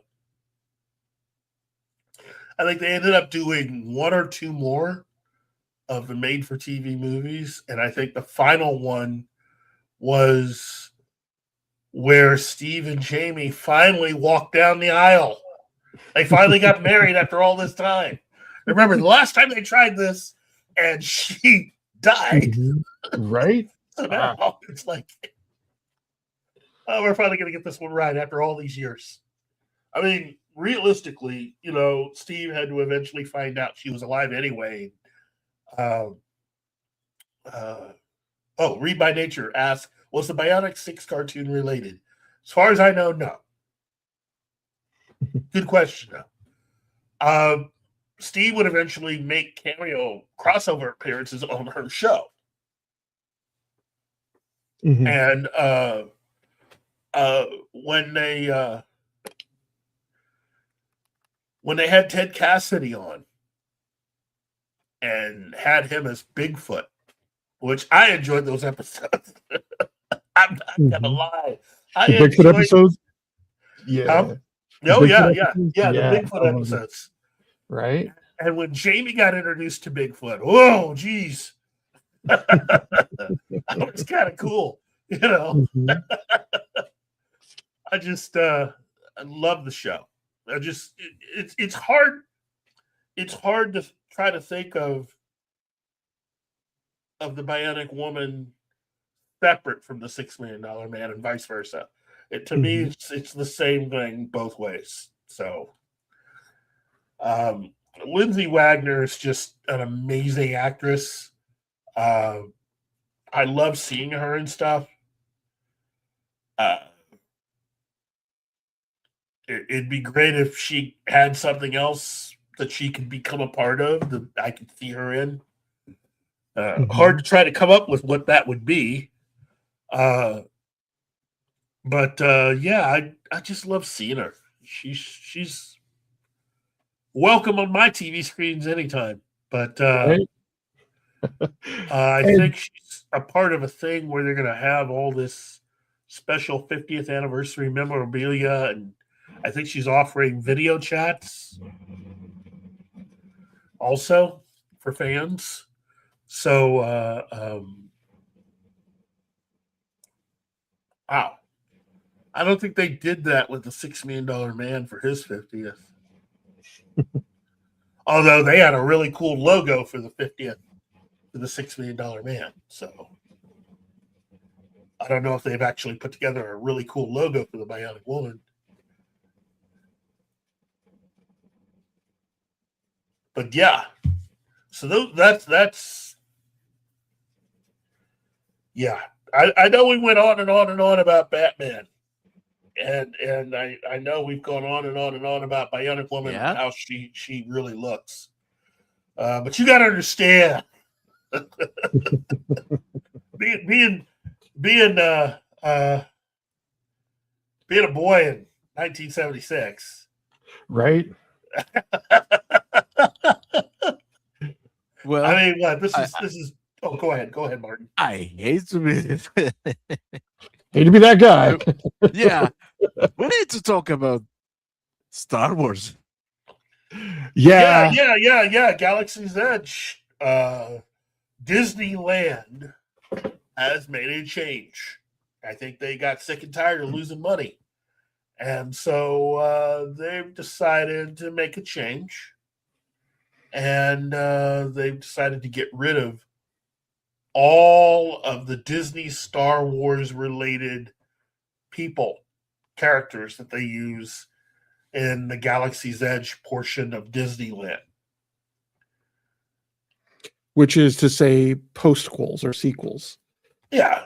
Well, again, that's the Disney Star Wars movies, yes. Right. But And going back to the original trilogy. that's right. So they're bringing in Luke Skywalker, Leia, Han Solo, Chewbacca, Darth Vader, all the stormtroopers, the Emperor. They will all be a part of Galaxy's Edge. Hopefully now, based on what was revealed by the Imagineers who designed everything, Disney will get hip and go ahead and do the minor cosmetic adjustments to those actual areas to get them to be what they were originally meant to be. For those that never heard the story, when Disney acquired Star Wars, the planning of doing a Star Wars related portion of the park became a reality, and the Imagineers were planning out how to do it. Mm-hmm. And they got to the point where they started doing some groundbreaking stuff and putting things up and constructing a few things. And halfway through that portion of it, Aunt Kathy came along and poo-pooed what they were doing. And told the person in charge of the parks that what their plans had been for the Star Wars area needed to change. That nobody was really wanting to see the characters from the original trilogy in the park. That it was nothing but older fans, many of whom were going to die off soon. And that But it's the older fans who have the money. Yeah, I know. And so, in her opinion, they needed to go after the new fans who were going to become really big fans of the new Star Wars stuff that she was working on. Mm-hmm. And many of the Imagineers who were sick of Kathy's stuff decided that they found a happy medium to what she was suggesting. They went ahead and built what they were wanting to do originally, and then did minor cosmetic changes so that it would alter the look cosmetically. Mm-hmm. What I mean is this.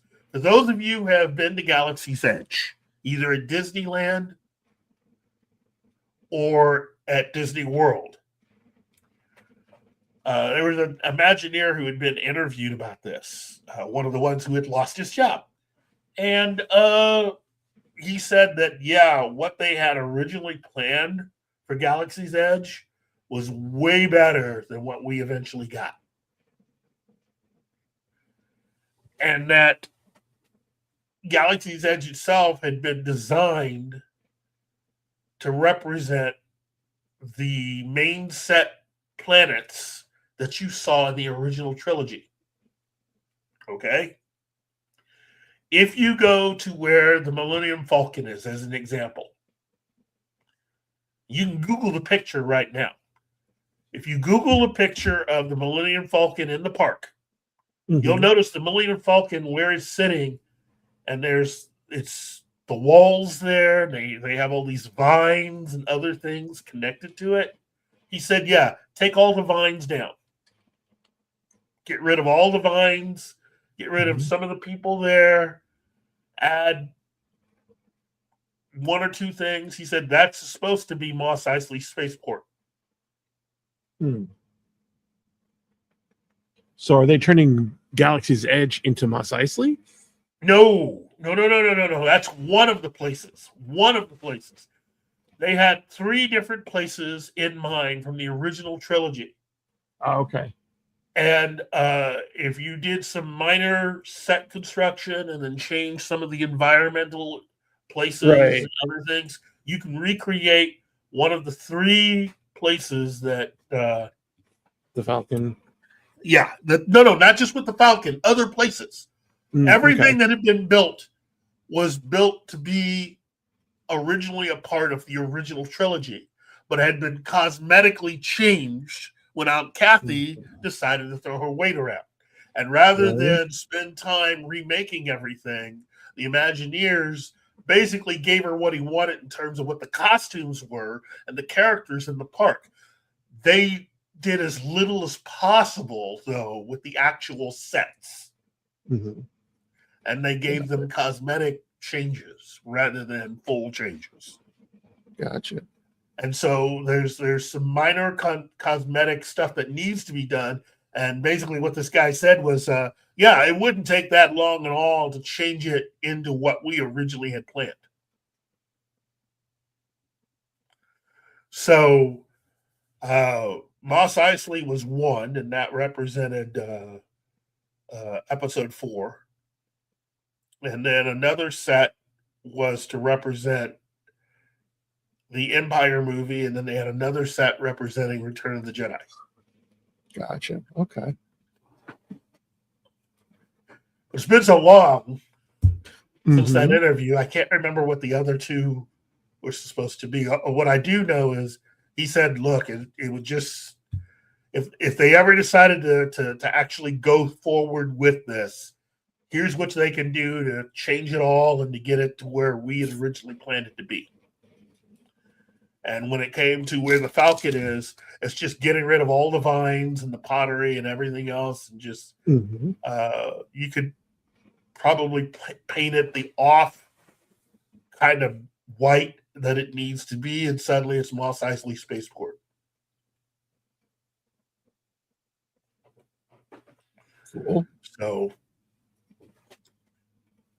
but it looks like now Disneyland is going to try to give fans what they've been asking for. We all know what the real reason is, which is Universal's been kicking their butts, basically. And their attempt at creating something to match what Harry Potter's been doing has failed, which is that big Starship Hotel idea, which was dumb. It's a dumb idea.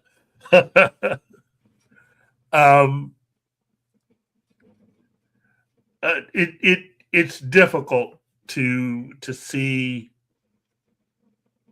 what was once an incredible IP just laid low, but Disney found a way of doing it. They found a way of totally just making Star Wars blah. And something tells me it's not going to get any easier for them. Not all of them, but many of the Imagineers who had originally worked with Disney for years left and went to work for Universal and started doing development for a lot of ideas and rides that would eventually make their debut. But these are the same people that figured out a way of getting dragons to actually fly at Universal. You ever wonder why Disney, who used to be the kings of amusement parks, why things haven't been the same for them? Well, they got rid of a lot of their talent. Your competition basically, took away a lot of their really creative people who they fired originally. Right. So, you're starting to see, if you really wanted to see some things, you can go on social media, Instagram and X and other places, and find examples, people recording short videos and other things of things that are going wrong in the Disney parks. Well, didn't they also just get rid of the gal who played the evil queen?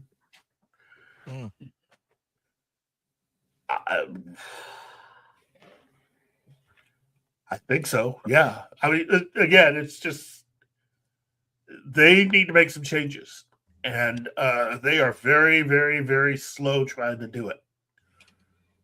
Disney, for whatever reason, just quote unquote, does not seem to understand what people want to see. Right. And the longer it takes them, the more people are going to get used to going to Universal. You know, where everything works. Right. People really want to be there because they're really having fun. Right. And it helps when the people that are constructing everything do it and none of it falls apart. Unlike what's happening at a lot of Disney parks. Mm-hmm. So I wish Disney a lot of luck, but they've taken way too long to basically just do what they should have done years ago, which is just listen to the fans and start doing stuff that's going to make you money. Yeah. Because I don't see any way back from this. I really don't see how they're going to be able to turn things around. The people who could have given them some really cool stuff as far as live action stuff related to Avatar, they could have done some amazing. I mean, if you can make dragons fly, think about that. Yeah. They could construct dragons that actually fly in the air above Universal Studios. Right. Not wires, no wires, unlike what they do with the Spider-Man thing at Avengers Campus. Mm-hmm. That's a mechanical. Sorry, I'm not going to spoil it. But, not going to give that particular magician's a trick away, huh? Well, they revealed it themselves. That's the thing about it. They revealed it themselves. And it was just like, if you really wanted to know how that Spider-Man trick worked, you can find it on YouTube. Right. So, but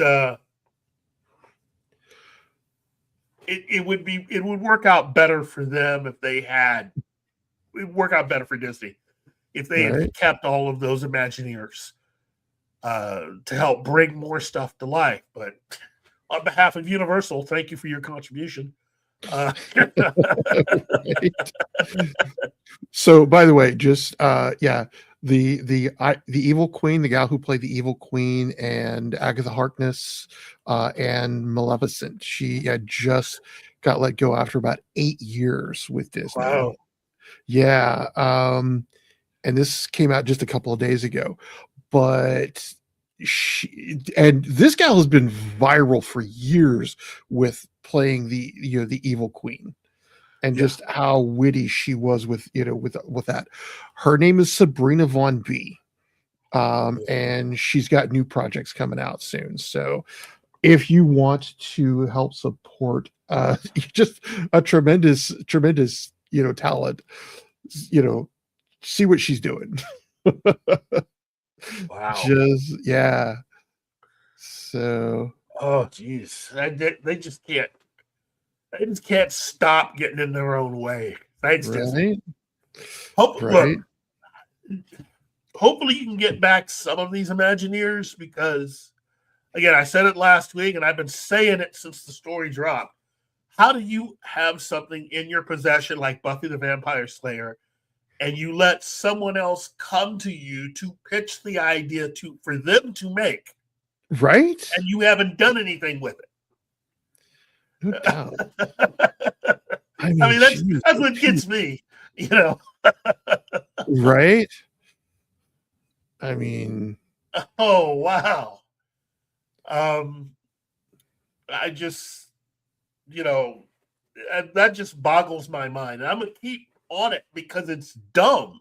It never should have taken somebody knocking on your door to go, hey, do you mind if I use the Buffy universe? Right. I mean, yeah. Can we have the Buffy? Can we just? Can I do something with it since you're not? Gonna do anything? We saw this laying on the ground over here. Can we play with it a little bit? Maybe make you $1 million or two. I mean, how does that work? Right. Anyway, that's the latest from Disney and how they've screwed that up. I will say this, just to kind of wrap things up, but to give an update. it's looking like Paramount has decided to try to sue Warner Brothers over the situation with Netflix. Now, that kind of looks bad. I know several people have been trying to make sense of it and try to keep it like, oh, well, this rich kid, he's just throwing a temper tantrum. Well, not really. This is what we call a delaying tactic. Oh, Keith, but whatever so do you mean? Well, let me explain.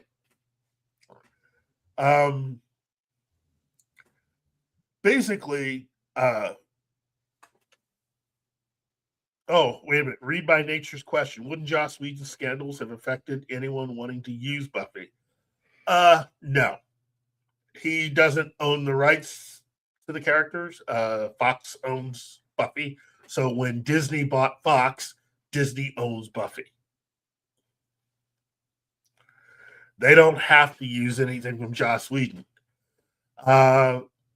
One of the things that I find interesting about this new show is that they are going out of their way to try to assemble as much talent from the original series behind the scenes as they can get their hands on, as far as the script writing goes. So, again, nobody at Disney had this really in mind. And that's what's truly sad. You know, I mean, you got Star Wars. That's great. They have the Alien franchise. They have the Predator franchise. If you're looking for something that's going to generate some cash, and absolutely nobody caught the whole Buffy thing at all. You just sort of skipped right over it. No wonder financially you guys aren't doing as well. You know, I mean, that might as well have been a winning lottery ticket, and somebody is like, what's that, dude? Nothing, and throws it away. It's not just a bunch of numbers on a piece of paper. I don't know what it means. Idiots. But there's something that you have to understand about what Paramount is wanting to achieve here. This is really about, in my personal opinion, about delaying or gumming up the works to give shareholders of Warner Brothers time to figure out what's going on. Because as time passes, it seems like Netflix and David Zaslav are trying to run the clock out. They're trying to get this done as quickly as possible. And by now, a lot of you have probably heard about how David Zaslav came up with this idea of taking all of the companies and assets that aren't making the money and all of the debt that they've incurred and just spinning it off into its own thing. So that you can clean up the books really quick, and all the assets that do make money you put over here. And all the stuff that isn't worth it, that isn't really making you money, and all the debt you put over here. Okay? Well, it turns out he's not the first one to do that.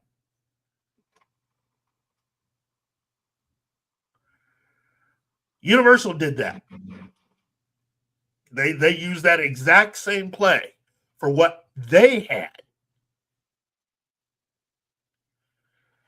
They created a company called Versant Media Group. Okay? It allows Comcast to focus on broadband streaming like Peacock and theme parks, while Versant focuses on linear TV assets like CNBC, USA Network, E, Sci-Fi, Oxygen, Golf Channel, Fandango, and Rotten Tomatoes. The move separates declining cable revenue from higher growth areas, with Mark Lazarus, fitting name, leading Versant. Well, it seems that when Versant hit, the rumor that I heard was that when Versant hit, let's see, when Versant was up for trading, they needed to have everything come out at a certain level. It wasn't going to be like the rest of the money-making part, but they needed it to come out at a certain level as far as the stocks and everything else associated with worth, right? This thing actually lost value by quite a bit, is the rumor. Can you tell who got a little nervous with that information? And if you said Warner Brothers and David Zaslav, you'd be right. Part of the reason why, well, the major reason why they've been saying no to Paramount's offer is that David Zaslav has been selling the shareholders on the fact they could make a lot of money off of this other spinoff of all the stuff they don't want. And he's been telling, we can do this. This is great. Netflix is going to be able to help us, survive as a company until we can get the rest of this sold off. Well, Paramount wants to buy the whole thing. If everything that happened with Versant were to be applied to what Warner Brothers is doing, you can have shareholders going, whoa there, Tex.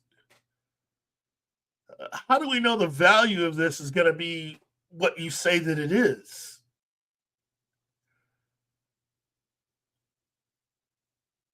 As time passes, Paramount's offer is looking real good to a lot of shareholders. And that's the issue. So Paramount does the whole, well, we're gonna sue you. Yes, that's it. It's part of it is to gum up the works, to allow the shareholders to not only, ask David Zaslav more questions, but just to slow up what's happening so that they have time to think. It's kind of like in football.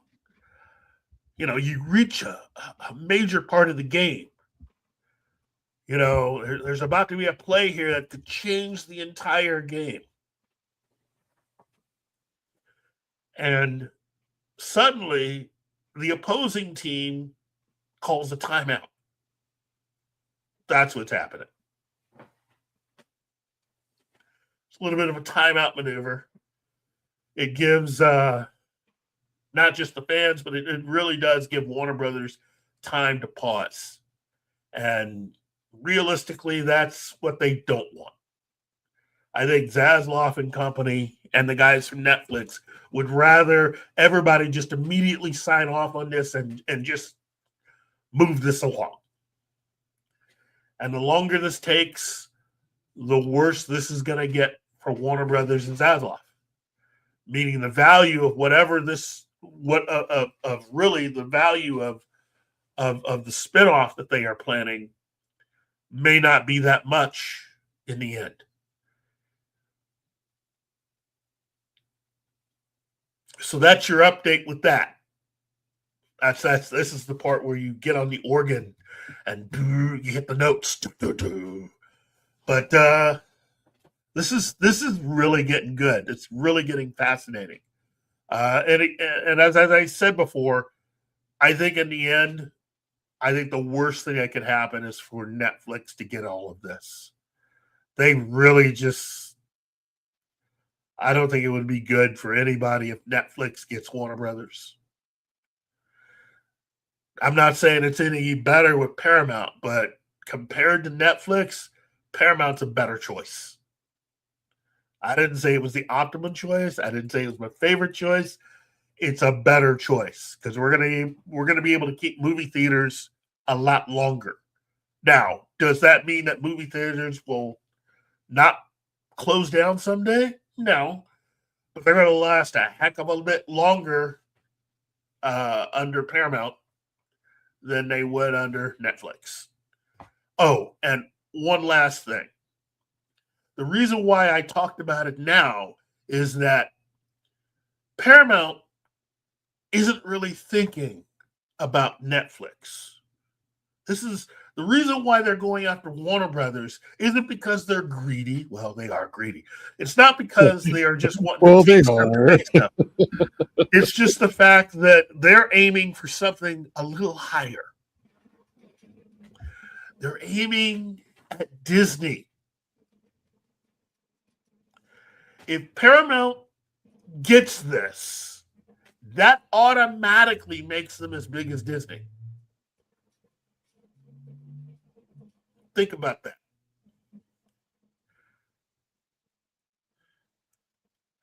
A company of that size, run by people who actually believe in profit and making sure that they get rid of all the people who are costing them money. So think about it. All the stuff that people have been saying that Disney should be doing, that's what Paramount is trying to do. If they become that big, this game changes.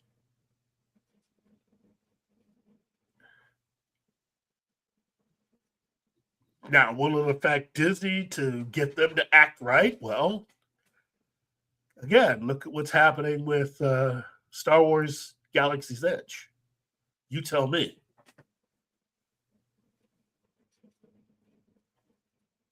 If Paramount gets this,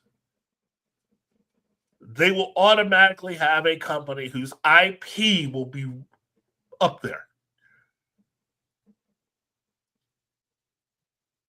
And they'll be able to challenge whomever. But that automatically, based on who you ask, it either makes them equal to or slightly bigger than Disney. When you think about it that way, yeah, of course, you take your shot. Why? Because it's not every day that a company, a studio the size of Warner Brothers goes up for sale. Yeah, you take your shot. You take your shot now while you can. Because Netflix isn't really going to do very much with this. They're just going to strip it of its IP to use it for whatever projects they come up with. And since they're not talking about improving how they make what they make, it's really just stripping it for the IP. That's it.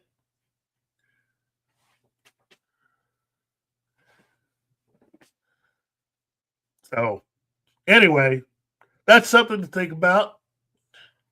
I think I've talked about everything. I think we hit everything that we were aiming at today. Oh yeah. Mm-hmm. Wow. Hold on. Gambit says, Gambit, here we go. Paramount, meanwhile, has made efforts to sweeten its $77.9 billion hostile offer for the entire company. As Valiant Renegade said, if they can get this to equal out, if they can get to the point where they're able to offer $34 a share, this is over. This is over. Even Zaslav will go, well, I can't resist that. If it gets to that point, this is over. Let's see. Gambit also says, last week, Warner Brothers Discovery and its board determined Paramount's offer is not in the best interest of the company or its shareholders. And again, recommended shareholders support. Yeah, recommended shareholder support. Yeah. In the face of what has happened to Versailles. I don't think so. I think certain shareholders are like, whoa there, Tex. Can you guarantee that we're going to get as much out of the junk stuff we don't want from Warner Brothers when we sell it? Let me help you with that answer. Zaslav can't guarantee that. So Let's see.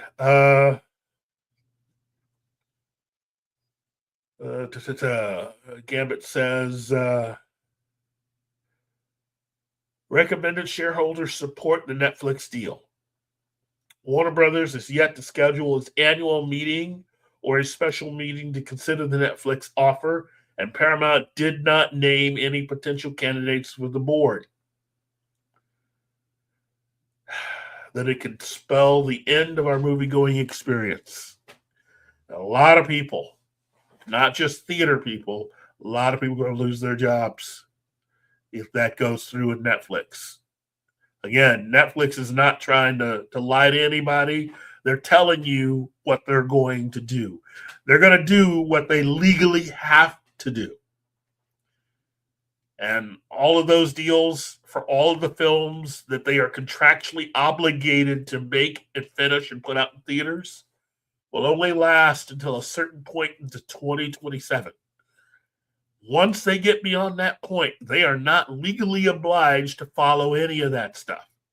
They can go ahead and do, we'll make this movie, but it's only going to spend 7 to 14 weeks, and then we're going to put it on Netflix, and that's where you can catch it. And that's going to kill theaters quick. 14 days they want? Jeez, that's dumb. Nobody can make money doing that. So, anyway. But that's it. That's it for today's show. I want to thank Read by Nature, Shinotsky, Stasis Geek, and of course, the lovely, the amazing, the phenomenal, the effervescent Six. We love you, Six. You're the best. I want to say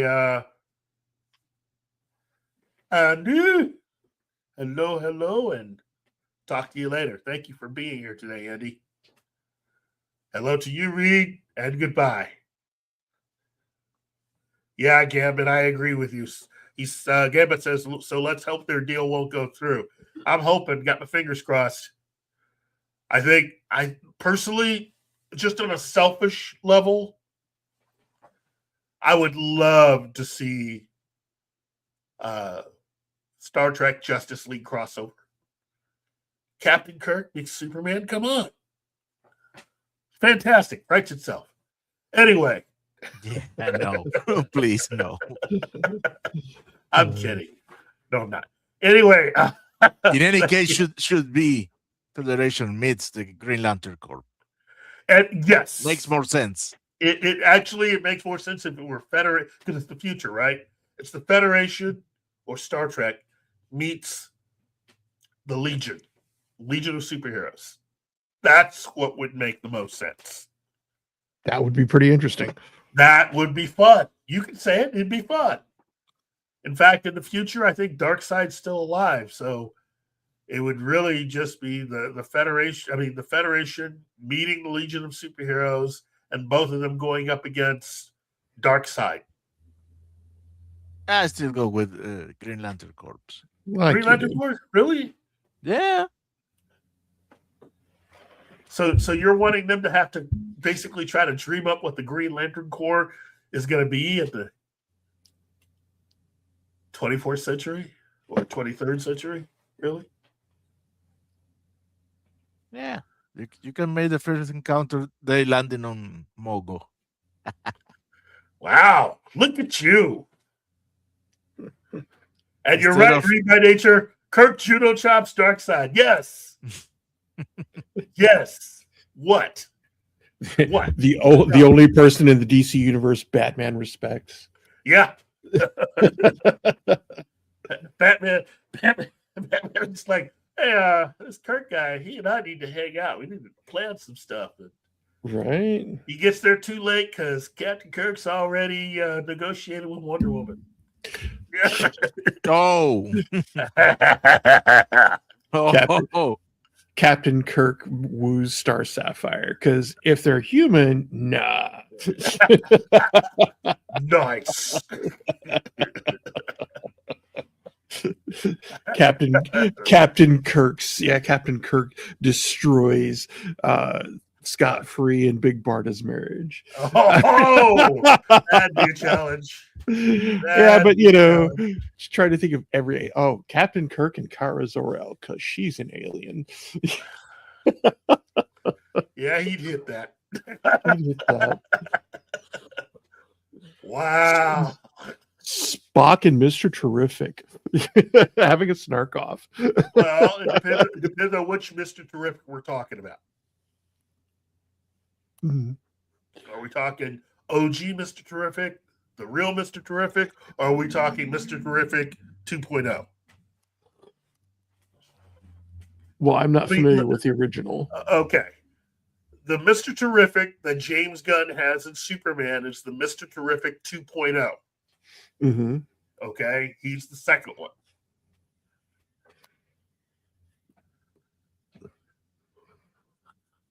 Is that the one you're talking about? Or That's the one. Yeah, that's the one I'm Okay. familiar with. Okay. Yeah, the new one. Yeah. He's the new one. Yes. But yeah. See, now Spock and Reed Richards or Tony Stark would be an interesting one. But we digress. Well, Bones voices the question: who's more cynical? That right? They get in the same room, and just this cynical critical mass gets reached, and it starts, fuels creates enough power to fuel Gotham City and Metropolis, and Lex, right? Spock and the Martian Manhunter. That's a team up. That's a team up. Anyway, I want to thank Ben, because Ben's cool. I want to thank Martin, because Martin is the captain of cool. No. Yeah, you are. We all know. You need to know more people then. Martin is so cool. He has a whole set of sidekicks called the Kongs.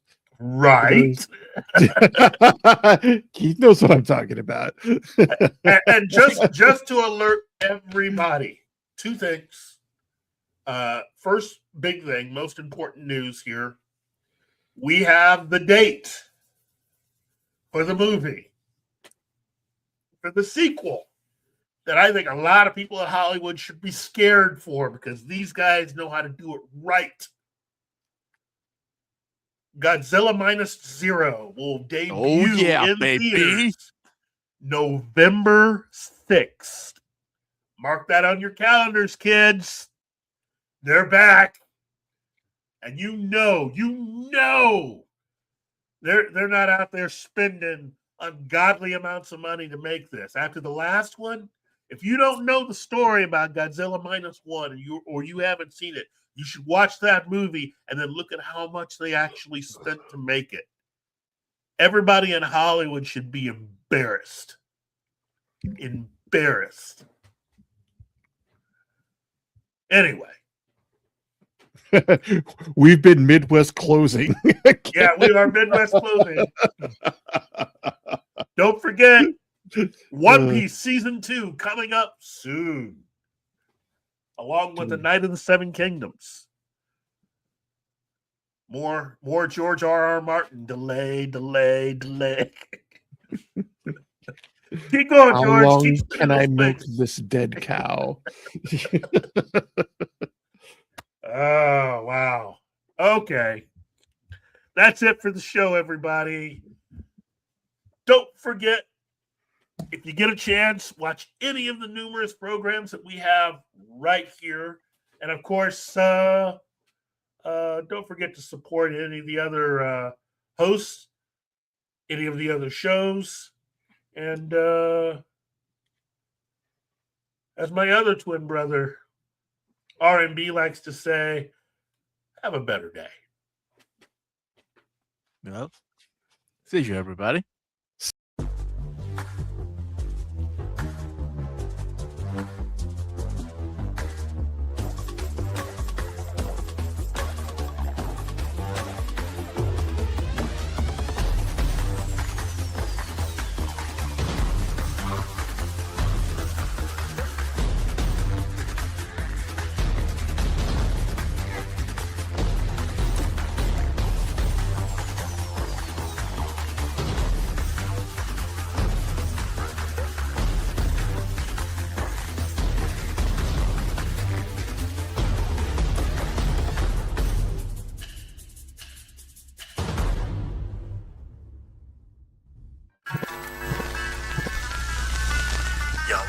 now. You hear?